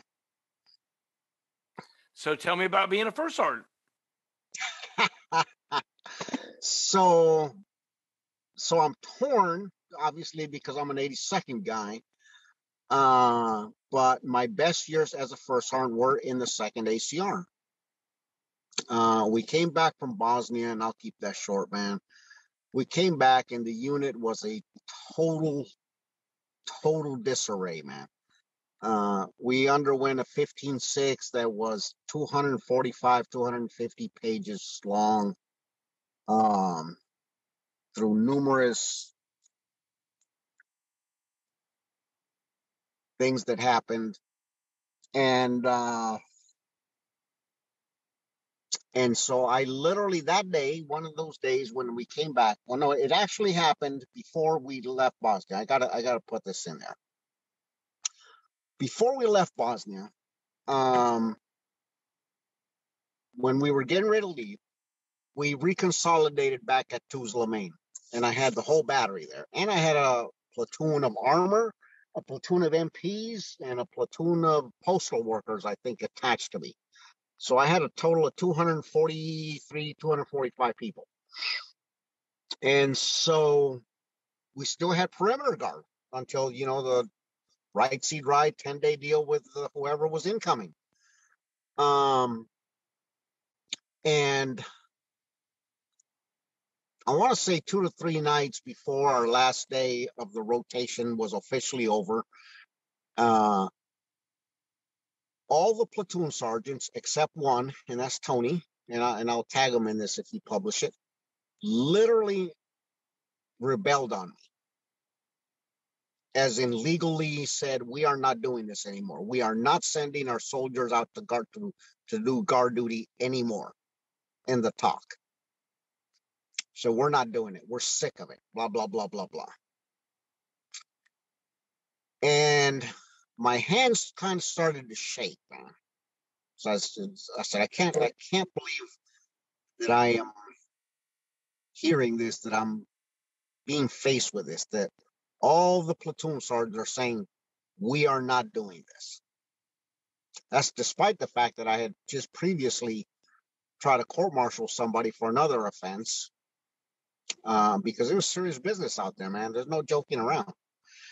And so my hands kind of started to shake just to calm down. And then so they said, yeah, we're not doing it. We are not going to go get the soldiers up. We're done. So this was my very first day of reverting back to Pascal Hilton. I said, okay, Pascal Hilton, help me out here. And I said, okay, I said, okay, guys, here's the deal. Let me put it to you really, really simple, because I had done similar stuff like this before. I said, I'm going to walk out and I'm going to smoke a cigarette and give you time to reconsider what you just said. When I come back in, now one of the guys, and that's why I'm naming his name, Tony, he was not in it. He said, I'll get my people, I'll get them out. Tony stuck with me till we both left. And I'm going to come back. And if any one of you tells me that you are not going to go and get your people and put them on guard duty, like we're supposed to protect the perimeter of this base, okay, two things I want you to keep in mind is one, you are all, have been, and are collecting imminent danger pay because we are in a war zone. That's number one. If you haven't read the UCMJ as thoroughly as I have, which I was a master at because I had read that thing inside and out, I said, and I had one handy. I always kept one handy. And I had it highlighted, had it folded. I said, while I'm gone, I want you to read the chapter under disobeying lawful orders in a combat zone, okay, and what the maximum punishment is, or even the minimum, okay. I said, and trust me, when I submit this paperwork, there will be no choice for anything other than a court-martial. So you're going to be court-martialed for refusing to do your duty in a combat zone. So I want you to know that after I finish my cigarette, that because all I'm going to do is call the MPs and tell them exactly what you just told me, and that I need them to come and apprehend you and process you, okay? Because that's what's going to happen. So I went outside, grabbed a cigarette, another one, coffee, calmed down a little bit. And I went back in. I said, okay, all right. So looked at my clock. I said, so what's it going to be? And they said, yeah, we're going to go get them and put them on guard duty. I said, all right. I'll be out there to inspect them as soon as you're ready. Let me know, because I always did the inspections for every shift, night, day, or midnight, or whatever time it was. And so that was my start to be a first sergeant in the 2nd ACR, man. And 3 days later, we did get relieved by the incoming unit, and then we hit Fort Polk. Got our little 10-day R&R, welcome back deal, blah blah blah. And then from there, it was literally going from, if you've seen the show Oz on any disaster show on Netflix or HBO, or the show Oz, I don't know if you ever saw it. It was absolutely unbelievable. That I only had one platoon sergeant. Every other platoon sergeant I had to get rid of them. I said, you're either in or you're out. That's it. There is no in between. You are either in or you are out. And the first guy that had mentioned the most rebellious dude there, again, I called Sergeant Major Gainey and I talked to him, and he goes, that's cool. So I got this platoon sergeant, got him in the office, and I said, hey, man, you should talk about retiring, right? He goes, yeah, eventually I am. I said, okay, well, you might want to think about it sooner, because I got a job for you over in housing, being the key control NCO. So I sent him on his way there. Can't remember what I did to the other guys, but I got rid of them. And then I started recruiting former OCs, Melvin Potts, Doc McNair. So I started recruiting these guys, and then I just started getting some good people in. And I absolutely 100% had to be ruthless, man. There were people that hated me, people that literally thought I was subhuman, like Pascal had been. Because Pascal, as far as anybody was concerned, he didn't have a life, period. The Army was his life. And it was basic. It was, you either do it, you're either in or you're out. That's it. And so we went from being the absolute worst unit in the 2nd ACR to 2.5 years later. And I'm not going to tell you this because I got it, because they're the ones that did all the work. 2.5 years later, in the 2nd ACR, I got the award for being the outstanding senior NCO in the regiment, keeping in mind that the 2nd ACR is the longest continuous active duty unit in the Army since 1836. Oh, wow. That's A cool. lot of history, man. A lot of history in the 2nd ACR. And so I got my Stetson, got my spurs. We did a spur ride in Bosnia. I got a videotape of that someday. I'll show you. But it was Cav, man. If you ain't Cav, you ain't shit. I love it. And I love it. so I was ruthless. I mean, I absolutely 100% had to be. There was no other way. No other way but ruthless. And to tell you the two stories, because everybody literally thought I was, that didn't know me, like Doc McNair knew me. Doc and I were PFCs together. And so did a couple other guys. But there's always two sides to the military, and there's two sides of people. The other side of the people don't see. So I was the most ruthless dude that they had ever seen. I mean, period. And on the other hand, I want to tell you these two stories. One is this guy named what's his name? Can't remember his name. Well, let's say it'll come to me, but for now we'll call him Smitty. It came to me from the Navy. He'd been in the Navy, and he hated the Army. Rightly so. I mean, if I joined the Navy after I'd been indoctrinated in the Army, I probably wouldn't like it either. But this dude hated me with a passion because he hated marching, and even got a profile against marching, which I had to overturn because there's no such thing. If you can't march, then you can't be in the Army. It's simple as that. Okay? Can't march, can't be in the Army. Army marches. Has been since 1775. Okay? You're not going to be the first one that's not going to march. and he hated running in formation. Dwayne, I remember his name now, Dwayne.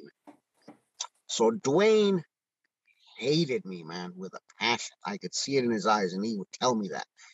And so anyway, but Dwayne and his wife got pregnant and had a baby. And the baby was born with a genetic disorder. And they immediately medevac the baby to Shreveport, to the Air Force Hospital in Shreveport, Barksdale Air Force Base in Louisiana. This kid didn't have any leave, any vacation time, nothing like that, man. And so I told him, Dwayne, I said, go up there and spend time with your kid, and then just call me every day. Tell me what happens, keep me updated. And then a week went into 10 days. Then I had to tell the sergeant major, man, I got a dude I haven't seen in like 5-7 days. 10 days went to 15, went to 20. Baby's still sick. And I told the sergeant major, and then as long as he kept calling me twice a day, every morning, every night, I said, hey, man, well, how you doing? How's your son? So I said, I got you. Don't worry about he didn't have any leave. So then I'm pushing the threshold, and now I haven't seen this guy in 20 some days, man, and I'm accounting for him daily. But I told him, you and your wife spend time with your kid, man. This kid's 2-3 weeks old, and he was going to die. I probably should have told you that. I mean, he was going to die, period. So about after the 20th something day, by the way, in the military, there's no HIPAA laws, in case anybody didn't know that. Okay, when your business becomes the Army's business, it's now the Army's business if you want help. And so I called the doctor and I said, hey, doc, I really need to know what's going on, man, because I got this guy up there that I want him to spend time with his son, but I can't keep accounting for him if I haven't seen this guy in 20 some days. And he said, no, man, his son's going to die. He said, the only reason he hasn't died is because they're both here holding him 24/7. If it hadn't been for that, he would have already died a week after he was born. And I said, okay, all right. So I just kept Dwayne calling every day, every other day. Inevitably, his son died. About 33rd, 34th day, his little baby died. And he came back, and I I got all the platoon sergeants, and I had this little tiny office, man, and I had 7 platoon sergeants because I had a huge battery. And and I said, hey guys, Dwayne's little kid died, man. So let's see what we can do to help him out. And so everybody took notes. Let's see what we can do for this. Everything involved with the funeral of the dying of a little boy. And the captain, training captains, man. Captain goes, what do we do now? I said, we're going to go to his house, and he hates me, so I'm not going to say anything. So you're going to say something really, really nice. Plus, you go to church every week, so you're going to say something really nice and semi-religious, and whether you like him or not, you're going to tell him that, hey, man, we're here for whatever he needs. I said, all I'm going to say is if you need anything, give me a call. He knows he's been calling me every day, twice a day, but he hates me, so don't even worry about that. And we're going to go to Walmart. Walmart had just opened up, and pick up a 6-foot sub for him that you're going to pay for, because I don't get paid as much as you do. And then we're going to give it to him because his wife's probably not going to feel like cooking for the next couple of days. That's what we're going to do. It's that simple. Just keep it short, keep it sweet, say something nice, something religious, and that's it. So we left, and fast forward, the platoon sergeants, after we had our little meeting, got the cemetery to donate the land for his little son because he didn't have any money. The funeral home did the funeral for free. The restaurant that we hosted a after eating thing, I guess it's a thing to eat after funerals, get together. Said, bring anybody you want, man. We got you all day long. So, and then we took up a collection. That one I just asked the colonel, I said, hey man, this dude's kid just died. He's broke. Okay. So I need a collection. And so we collected a very large amount of cash from the whole squadron. We put in a big envelope, counted it. Sergeant Major saw it, Colonel saw it, everybody saw it. We signed for it, handed it over to him. There's a little cash to kind of get you to the next couple of days. And that was it. And that's it. So 35 days later, man, I'm walking in, you walk in 5:30, 5:15 into your office when you're a first sergeant. And I unlock my door because, you never leave your door locked, man, unlocked if you're a first sergeant, because we're not too popular on the Christmas card list. And I open the door and I look down and there's an envelope down there. And I go, whoa, man, that can't be any good. Okay, Ted Kaczynski's already in jail, so what they put in here, man, they're trying to kill me with something. So I opened it very carefully, and it's this huge card and a letter that says, it's a dear first sergeant. So I'm like, oh, this is definitely not good. I'm looking around to see if somebody's going to shoot me or something, right? And so long story short, because it's not funny, it was a letter from Dwayne, man, that said, I don't remember the rest of the letter, but it just went on and on. But it said, I used to think that you didn't have a soul. I hated you so bad that it used to consume my days to hate you. And I spend my entire time at home telling my wife how much I hated you because you hated me, and how I thought that you were the most inhuman person in the world. And when my son died, it turns out that you're the most compassionate person in the world, because I know you were behind everything that happened with my family and my son, despite the fact that he did pass away. Everything that's happened since then, you were behind it. And nobody knows that people like you do stuff like that. And so I was like, ooh, I was relieved. I said, okay, so it's not, I'm going to, take up a collection and find, somebody to kill you kind of cards that we used to get. And, and so I said, okay, all right, that's cool. Whew, nobody's all right. So they're not putting money up for a hitman yet. So I put the letter away, and then I saw Dwayne later that day, and I just looked at him, kind of waved at him. Kind of wave back a little bit. I got you, bro. That's what we're here for. Amen. Amen. That's awesome. That's So, awesome. So they say, Frank, there's not any atheist in the foxhole. This might be a good way. Tell me about your spirituality. Tell me about what kind of faith guides you in the dark times. man, that's yeah. So I mean, I can't speak for their. I mean, we had an atheist, a self-proclaimed atheist in Delta Battery, and nobody ever wanted to be near him when we jumped, because as far as I was concerned, if you're an atheist, and again, these are my personal beliefs. It's okay for anybody to be an atheist. You can be an atheist. I respect your right to be who you are. But atheists, I think, don't believe in a higher power, a God that I believe in. And so historically, there's a lot of the stuff I learned at Georgetown. Historically, it's been religious that's kind of kept us between the margins and kind of kept us between destroying ourselves. Because if there's no consequences in the afterlife, then what's really the point of having any consequences here? But that's just my belief. But no, my religious beliefs are I was raised a Catholic in Mexico, did my first communion, did the whole thing, went to Catholic school, got my hand smacked by the nuns a lot. Then I used to go to church. Then in my teenage years, I used to go to church a lot, mostly for funerals. Okay.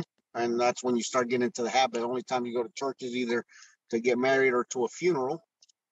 But no, I literally grew up with always with the belief that there is an afterlife, and I firmly believe it because I have seen proof of it. This is people going, oh, come on, Frank, blah blah blah. You know, you're gonna be on one of those shows with all the static of afterlife and all this and that. No, I have my beliefs in the afterlife, which is why I mean I hate that people die. Let me just tell you real quick, man. My stepfather, the one I told you about earlier, he got murdered. One of the nicest human beings I've ever come across, bro. And he's the only person as an adult that I semi kind of looked up at like a dad. And he got viciously, violently, and instantly murdered. And I was the first one to find out about it, which explains my attachment issues. I don't get attached to people because it just hurts so bad. He died. My mom passed away. Granted, it was slowly, and I had a good long talk with my mom before she passed. Pre-COVID-19, I never referred to anyone as my best friend because of that fear that if I call this guy my best friend and something happens to him, I don't want to be the guy that lost his best friend. But in hindsight, a guy by the name of Glenn Steer was my best friend. He and I became best friends, man. He's an MIT graduate. He was a little older than me.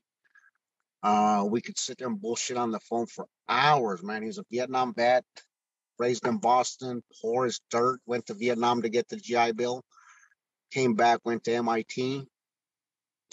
And pre-COVID, we were calling, texting, bullshit. And I still have his last text, man. He goes, hey, Frank, we're going to get together for lunch real soon, man. And 2 fucking days later, I get a text from his wife that he died.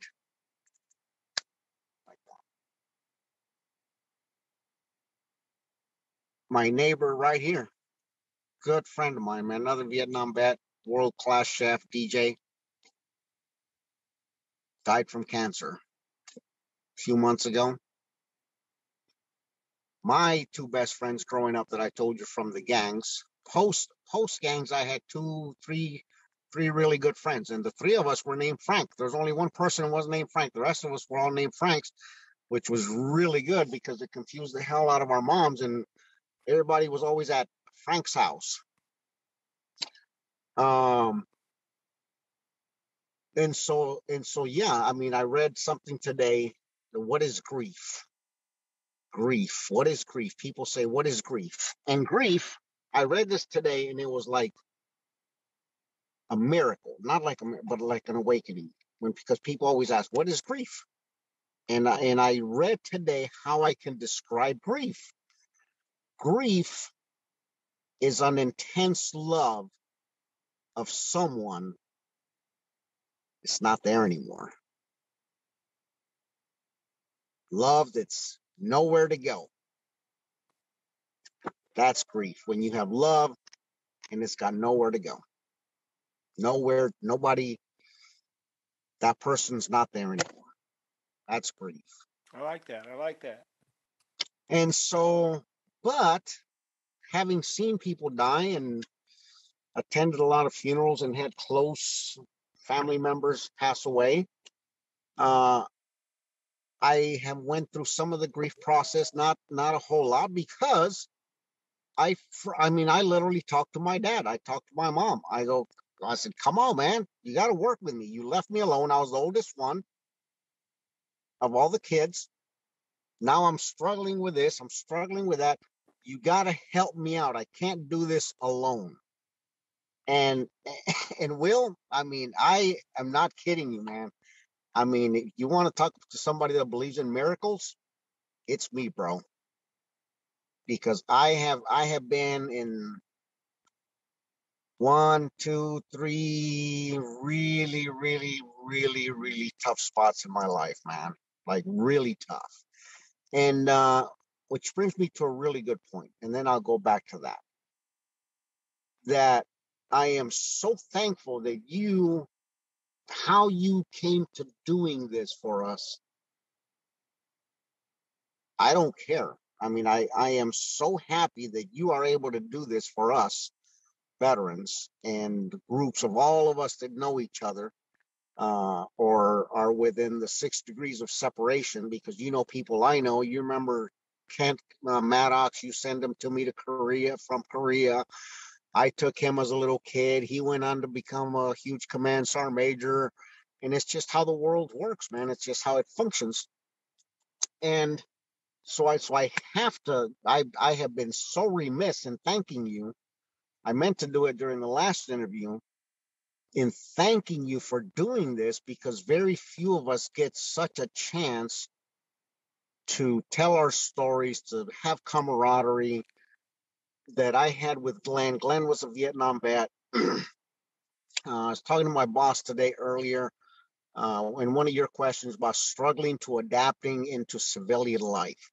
Man, you want to talk? I mean, you've done it, man. You did it. I did it. I mean, it's the biggest struggle in the world, bro. I'd rather do another 26 years. It makes me regret not serving 55 years until I was 65 and just going straight from there to the recliner. That's how tough people make it to survive out here for veterans sometimes.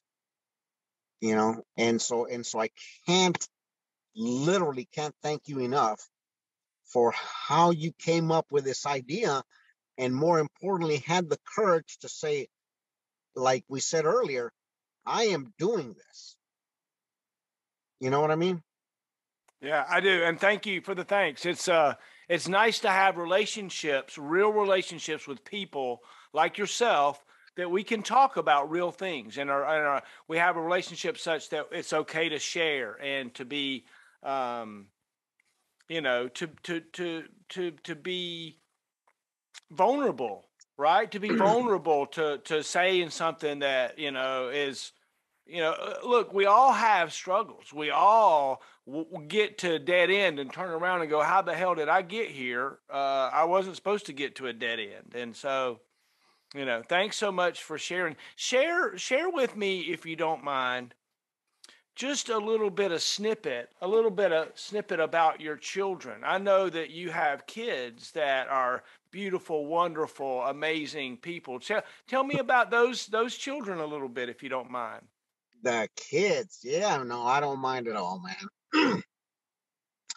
The kids, nobody, again, this is something that nobody knows, man. When you talk about lying, because I thought about this, about humans lying in general. Again, man, it's nothing you have to go to Georgetown to learn, but when you're an adult, you realize everybody lies. Okay? All humans lie. We're all humans. And I learned this at CID. You ever lie to your kids? Of course we did. We all lie to our kids. Yeah. Oh, yeah. No, we're gonna definitely do it this Saturday. Sure, we are. Yeah, of course. Yeah, it ain't happening. Okay, I'm just pacifying you for right now, so you'll go to bed because I've been up 20 hours and I need to go to bed. My children, Nicole Marie, is 33 or 34. I'm bad at math, bro. Um, is an absolute genius, man. Graduated #1 in high school, #1 in college. Has two beautiful children. I have two granddaughters, obviously. Uh, Kinley and Quinn. Because of my TBI, it took me a little while to remember their names, and I told her that readily. I said, it's not on purpose. I have, okay, I landed on my head one too many times, and who knows how far gone I was gone before that. She's married to a great guy I met when they first started getting a little serious. He recently got a huge promotion. I think they went to move to, I want to say South Carolina or Georgia. Again, she's amazing. She came to live with me for a year one time.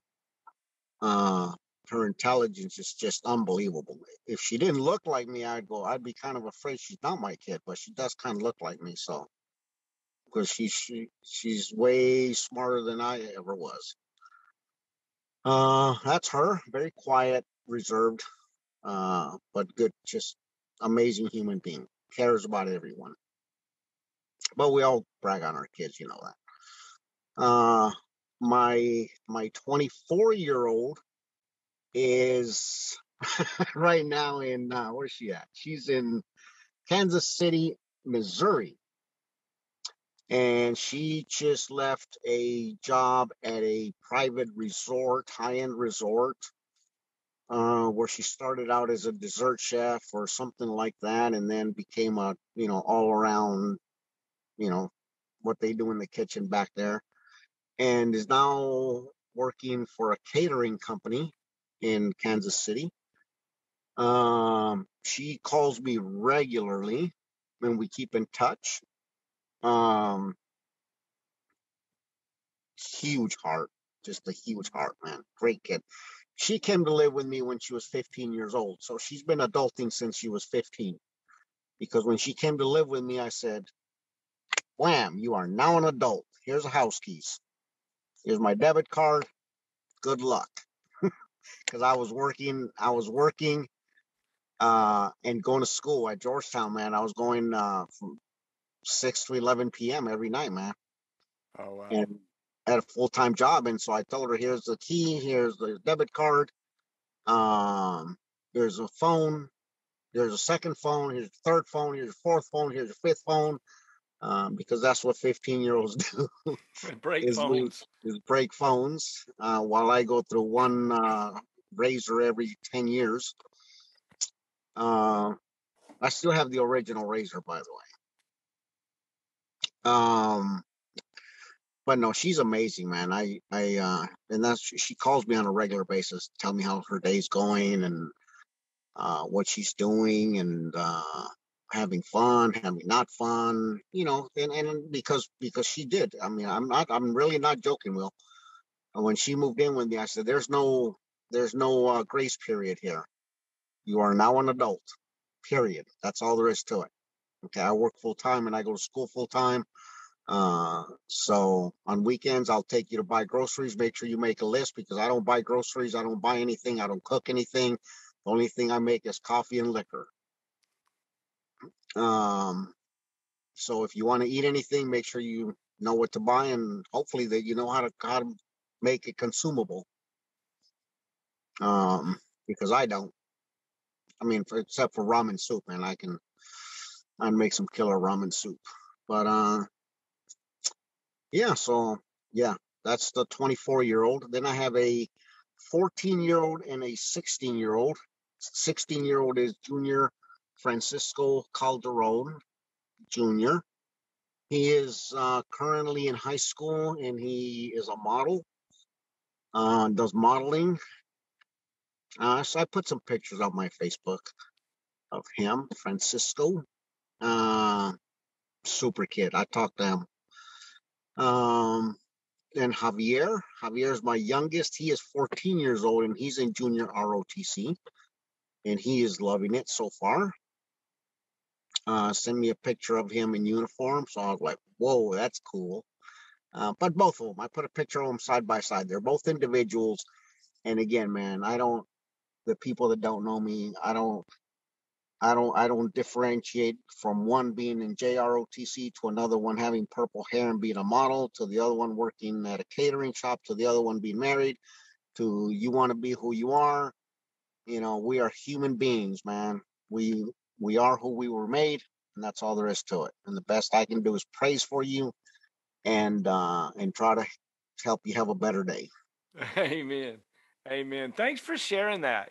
Thanks for sharing that. You told about the kind of a struggle when you transitioned out of the military into the civilian world. I know we all kind of go through those kinds of things.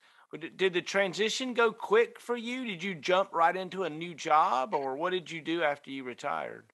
Uh, well, yes and no. I decided when I decided to retire. We'll go into that later or maybe another time. I said I'm done. That's it. I'm done. I can't do this anymore. And so I did. I walked into Colonel Stacy's office, and Joe's office. This is after. Now I was going to retire the year prior, but then third or the fourth stood up the maintenance company, and so I was the first sergeant, the first sergeant of that maintenance company. Oh no, I didn't know that. Yeah, there's a Oh plaque in the wow. battalion headquarters somewhere on there with now Colonel Cologne's name, back then Captain, and First Sergeant Calderon's name, and everybody's name underneath.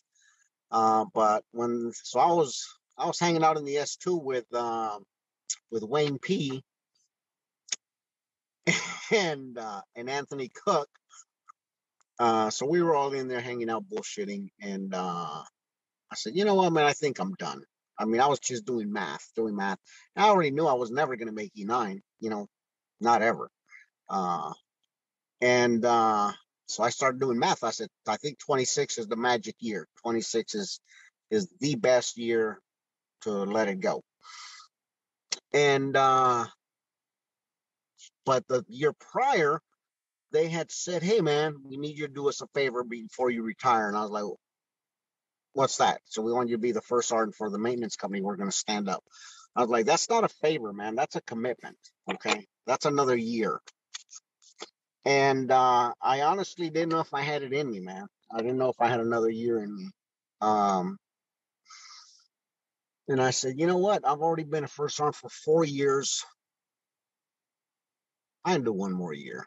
And they knew that. That's why they asked me to do it, because I'd been a first sergeant for 4 years already. And I said, I can do one more. I had the experience, know how to stand up a company, tear down companies, whatever. And so we did. We stood it up and made it what I want to believe is a huge success. And a year later, for my retirement, like I said in the last interview, man, one of the things I wouldn't take away from the Army, but was never fond of, was road marches. So about a week, maybe 5 days before I retired, man, I did my last 20K. And I said, I'm out, man. And them road marches were, whoo, I hated them. I hated them. Me too, bro. Mm-mm-mm. Me too. But anyway, but no, so I already had a job lined up. So I went on terminal leave, I think with 90 days in. I was already working and still in the Army. And I was working at a poultry processing plant, commonly known as a chicken plant, where the chickens come in alive and then they come out nice and ready to hit the market. Oh wow. And that was fun for a while. Um, but like with everything else, Will, with most everything else, and again, I can only speak for myself, things become what I call a cult of personality. Companies, the military, corporations, they really are. They become a cult of personality, and I've never bought into that. I've never liked it, despite the fact that I was one of those people, very guilty of it in the 82nd and 2nd ACR. You either are a Jumpmaster or you're not. You're either the first sergeant of this battery or you're not, because I am. Okay, period. And so then I started, no, that's not going to work. Then I started selling life insurance. And then that's where I started encountering, and again, I can only speak for those civilians. There's millions of civilians that support and love veterans, but some civilians that weren't too fond of me and my personality. And so we went our separate ways. And then, long story short, is I said, I think the thing for me to do is a friend of mine contacted me in Iraq as a contractor. I said, to become a government contractor. And so I did. I applied, and long story short, I left in '07, and I stopped government contracting in 2014, 2015. Yeah, 2014, 2015. You were doing interpreters, right? Yeah, yeah, I was running the linguist program in Iraq, and then the atmospherics contract in Iraq. Yeah. That's gotta be interesting times, right? You're kind of military-ish, but you're not really in the military. No, it was, man. It was awesome. I loved it because of that. Because you're in the military, you're working with the military. I became an LNO for the for the first cav as they rotated out with the fourth ID, and then I did a whole year with the fourth ID as their linguist LNO until I got promoted to deputy director of operations, and then the director of operations, then the program manager, and so yeah, man, it was cool. That's awesome. Tell me about going to Georgetown. You've mentioned it a couple of times. Tell me about that school experience. Bro, that's just things that I do to get myself in trouble, man. So prior to going to Georgetown, and for those of you that don't know, I have a big sense of humor, so I say this. So prior to going to Georgetown, I was operating on an expired GED. Um, for the record, I never finished high school. I went right up to the last month, but I never graduated. I had too many strikes against me, man, so I couldn't graduate. And so the day I turned 18, I had already pre-planned this. I signed up to go take the GED test on my 18th birthday because my mom was like, you have to finish high school. You have to finish high school.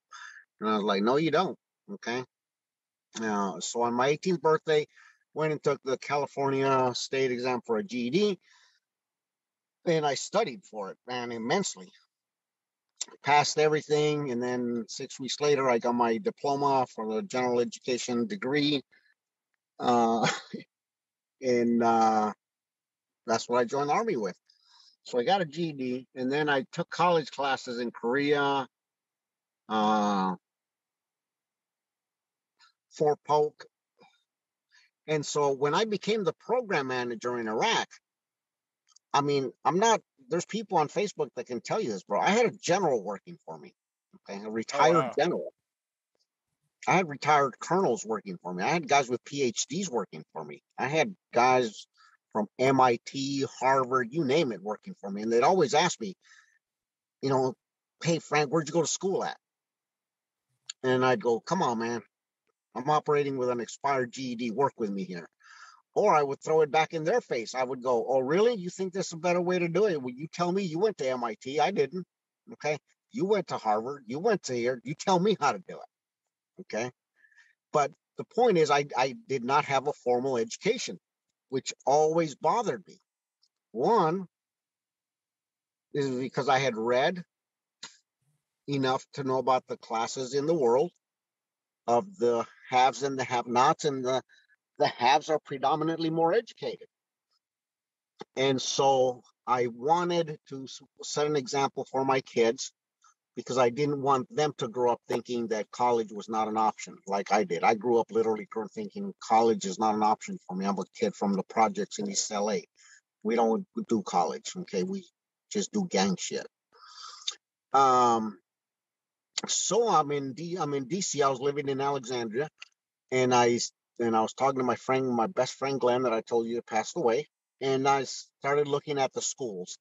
Online schools, I can't do. I failed an online class on how to do online classes. I got an F. So I said, okay, so I guess online is not for Frank. No deal. So then I started looking in-person universities around the area, and then you got, all the usual suspects, man. And then Georgetown, to me, in the Washington, D.C. area, you got Georgetown, George Washington University, Catholic University, a couple other top universities. But from my point of view, I gathered Georgetown was the number one. And I said, if I'm going to apply, I'm going to apply for number one. The most they can say is no. And guess what? Until they say no, I'm going. So little did I know what I was getting into. So it took me about 3 weeks to write my acceptance essay, because the 3.5 pages was all you got, X amount of words down to the period. So I wrote the essay. It took me about 3 weeks to write, 3.5 pages, word for word. And then I got, I'm to this day, man, I'm in disbelief, because I still wear my Georgetown ring with pride. But I got a letter, and I was like, oh, here's my rejection letter from Georgetown. Yeah, and I said, I guess I'll have to apply to Phoenix University, or, and again, no disrespect, man. And we all do what we have to do with what we have that day. Okay. And I said, oh, here's my rejection letter. I guess I'll be going to wherever. And I opened it and it said, congratulations. I was like, what, congratulations? You want me to go work as a janitor or what? What's up? You want me to be a guard or what? So long story short is they accepted me. And I was like, whoa. And then I got a phone call that same day, because I guess they knew I was getting the letter that day or the next day, that said, listen, we need all of your transcripts if you want to start this fall, to include your GED. And I was like, holy crap. So I literally have the phone marked I got a hold of somebody in California. I said, hey, man, I need a copy of my GED, my not the diploma, because I got the diploma on a gold frame, man. Just kidding. No, they want the transcripts of how you did on the GED, because they test, it's like a freaking 8-hour test that, so anyway, long story short, I got them all their transcripts. They said, we got everything, man. Now you just need to come and take the entrance exams, the placement exams, and we'll go from there. I said, okay, cool. Placement exams at Georgetown are really fun. They're there to tell you how much you don't know and how many remedial classes you need to take, which I needed to take a lot of remedial classes on Saturdays and Sundays. I said, okay, I do whatever I got to do, man. I'm in. I don't care. And it was probably the most, Jumpmaster school was academically challenging, but it was 2 weeks, man. I could go without sleep for 2 weeks. I can't go with no sleep for years and work full time, and taking a full load at Georgetown from 6 to 11. And their classes are 6-hour credits, man. And so the faculty at Georgetown is unbelievably qualified. You got Bill Clinton went there, Secretary of Defense went there, Scalia went there, a lot of famous people since 1789, I think. And so they are unbelievable, man. They got a stack of books on their shelf that they wrote, and so I'm like, oh, that's okay. hey man, you wrote this book. Why do you have to read a book that you wrote? Why don't you just tell us about it? But anyway, um, it was grueling, man. It was absolutely grueling, um, academically. One of the most academically challenging things I've ever done in my life. But Glenn helped me a lot through the way because he would say, Frank, or Frankie. He used to call me Frankie because he was older than me. Frankie, one day at a time, man. And I mean, I'm carrying a backpack almost like I'm doing a 20K of books, man, going to class. Uh, and they don't joke around, man. I mean, you don't show up with your books in hand day one, you're already starting behind. Or they tell you, read these 3 books before class. And I'm like, what? These are like 400 page books before the semester starts. Are you crazy, man? So that's the kind of stuff that they do. And it was just gruesome. It was, but somehow I got through it, bro. Now I So did what? have a break. I'll tell you about it another time, but right in the middle, right before the last semester, I had to have an emergency overnight double bypass surgery. Oh So no. that, yeah, so that gave me a little bit of a break from school. Oh no. So you had a heart bypass surgery? I did. I did not know that. I did not Yeah, know no, that. I didn't tell anybody that. Yeah, It so that was right in the middle of a semester. And so the day, I mean, it was from one day to the next. So the day before the surgery, I was texting the dean and emailing everybody and saying, hey, man, I'm not going to be in school tomorrow or probably for the rest of the semester because I'm having a double bypass tomorrow and I don't know how this works. So wow. they fixed everything. And then I started a new job as the general manager of another company. And then, but I was able to just work and not go to school until the following semester. Um, so yeah, I picked it up back up in January. So I was behind a semester when I graduated. But that break from the double bypass that gave me from school, man, was like perfect timing. Amen. Amen. Yeah. So what's your degree in? No, it's it's religion and liberal arts. Oh, I love it. I Yeah. love religion, man. I studied it. I learned it because I'm Catholic. So I'm like, man, I know about religion. I'm Catholic. Yeah. Yeah. Think again. Okay. Go to Oh, that's Georgetown great. and find out just how much you don't know about religion. Yeah. Yeah. So, but no, I love religion. I love studying it, world history, and they mix it all together with finance, economics, world history, religion, warfare. I mean, you name it. I mean, it's all intermixed in the program for liberal arts and religion. And so that's what I took. So you got to go back and live 1 year of your life again. What year is it going to be? Oh man, I don't know.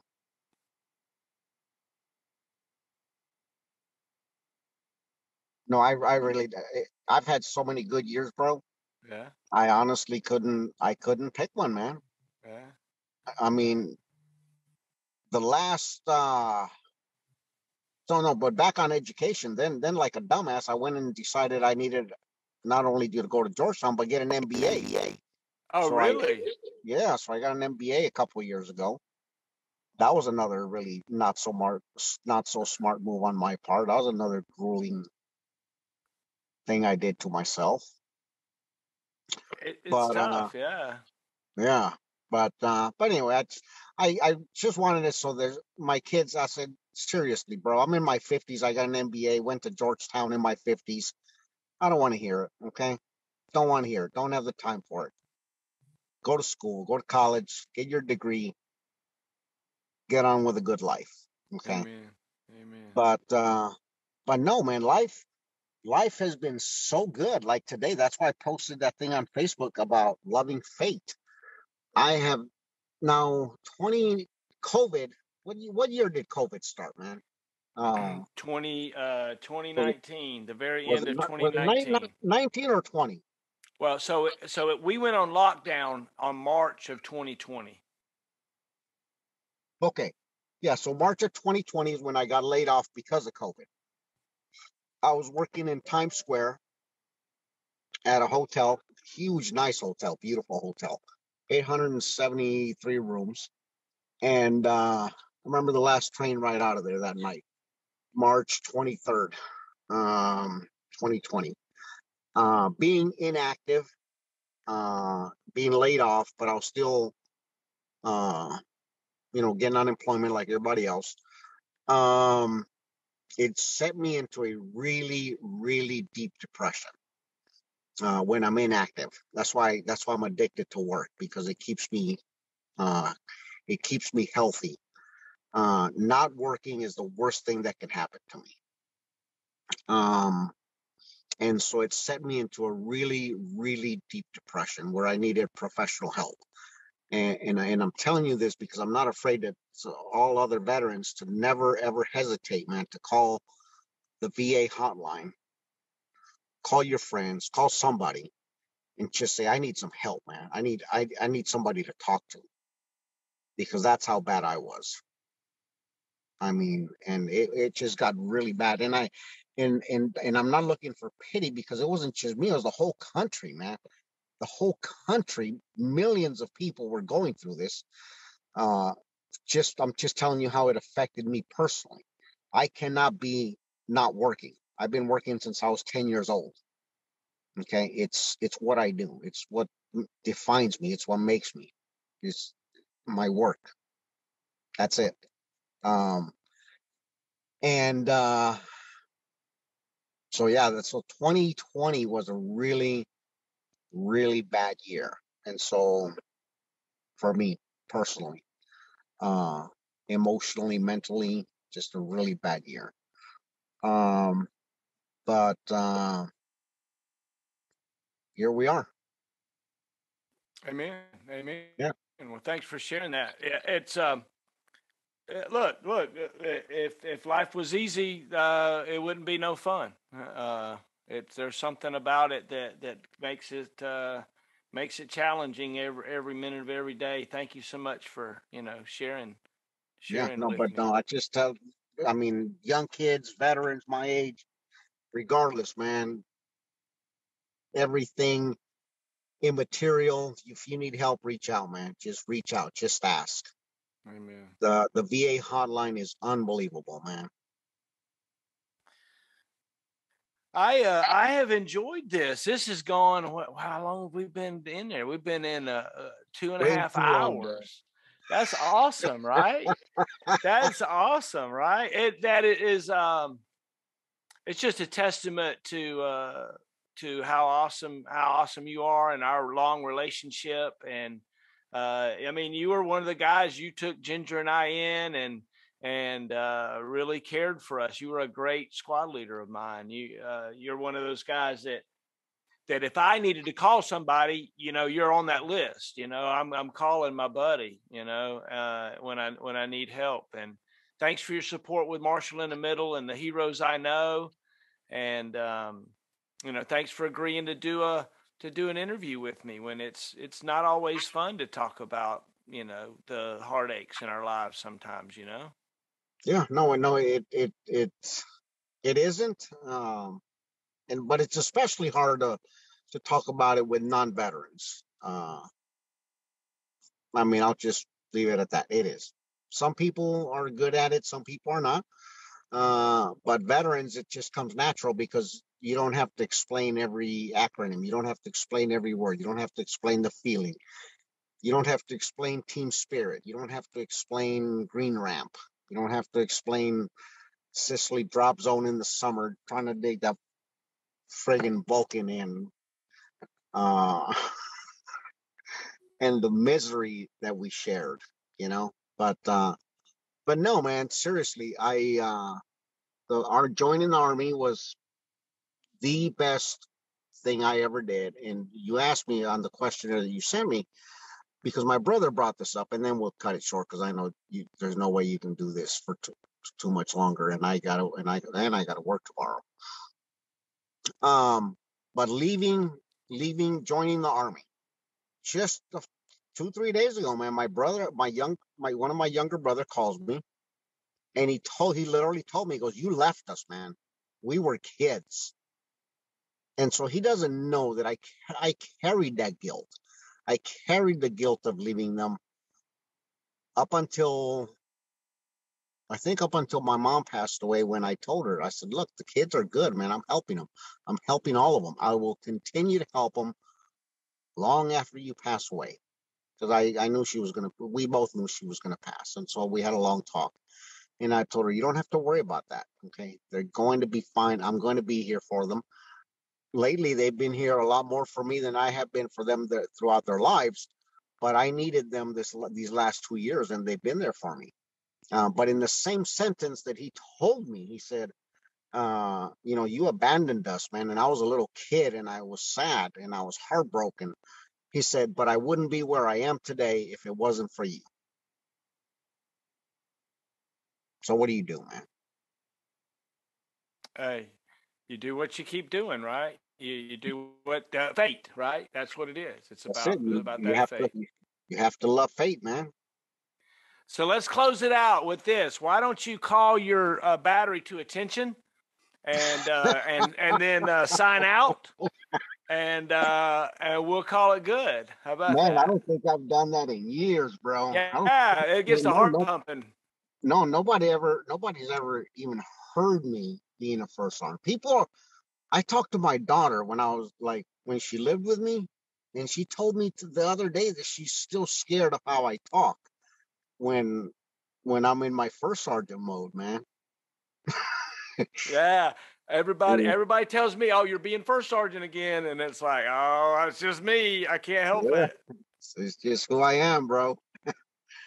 But no, man, let's see if I that's funny. Oh man, can I do it? Battery. Attention. Platoon sergeants, take charge of your platoons. That's it. Oh my God, I love it. I love it. I love it. Frank Calderon, first sergeant retired. Frank Calderon, thank you so much for spending some time with me here. It's been amazing. It's been amazing. Support at formerforce.com. If we can, we use donations to do this. Thanks very much. And dude, I love you so much. That, man. Resend that to me so I can get you some support on there, man. Okay, yeah, thanks. So what we're doing is, so here's the box. Okay. And then inside the box is going to be a thumb drive, and it's going to have our interview and a tribute slideshow that I'm going to do. I need your pictures. If you've got pictures, send them to me, okay? Yeah. And then you'll have a coin. It's a Marshall in the middle coin. And we've got all the services to include the Space Force on the coin, and fire and EMS and everything. And it's just hopefully it's a memory that your kids and grandkids will fight over one day. And yeah. Go in the little box right here. Yeah, definitely, bro. Yeah, and that's what it's about. That's what it's about. Thank you. I love you, man. You're an amazing guy. I have enjoyed our relationship throughout our time, and I appreciate it as it goes forward. I love you, Frank. Hey, love you, bro. Have a good night, and thank you again, Will, for doing this, man. Keep it up. My pleasure. Right. Thanks. Have a good night, man.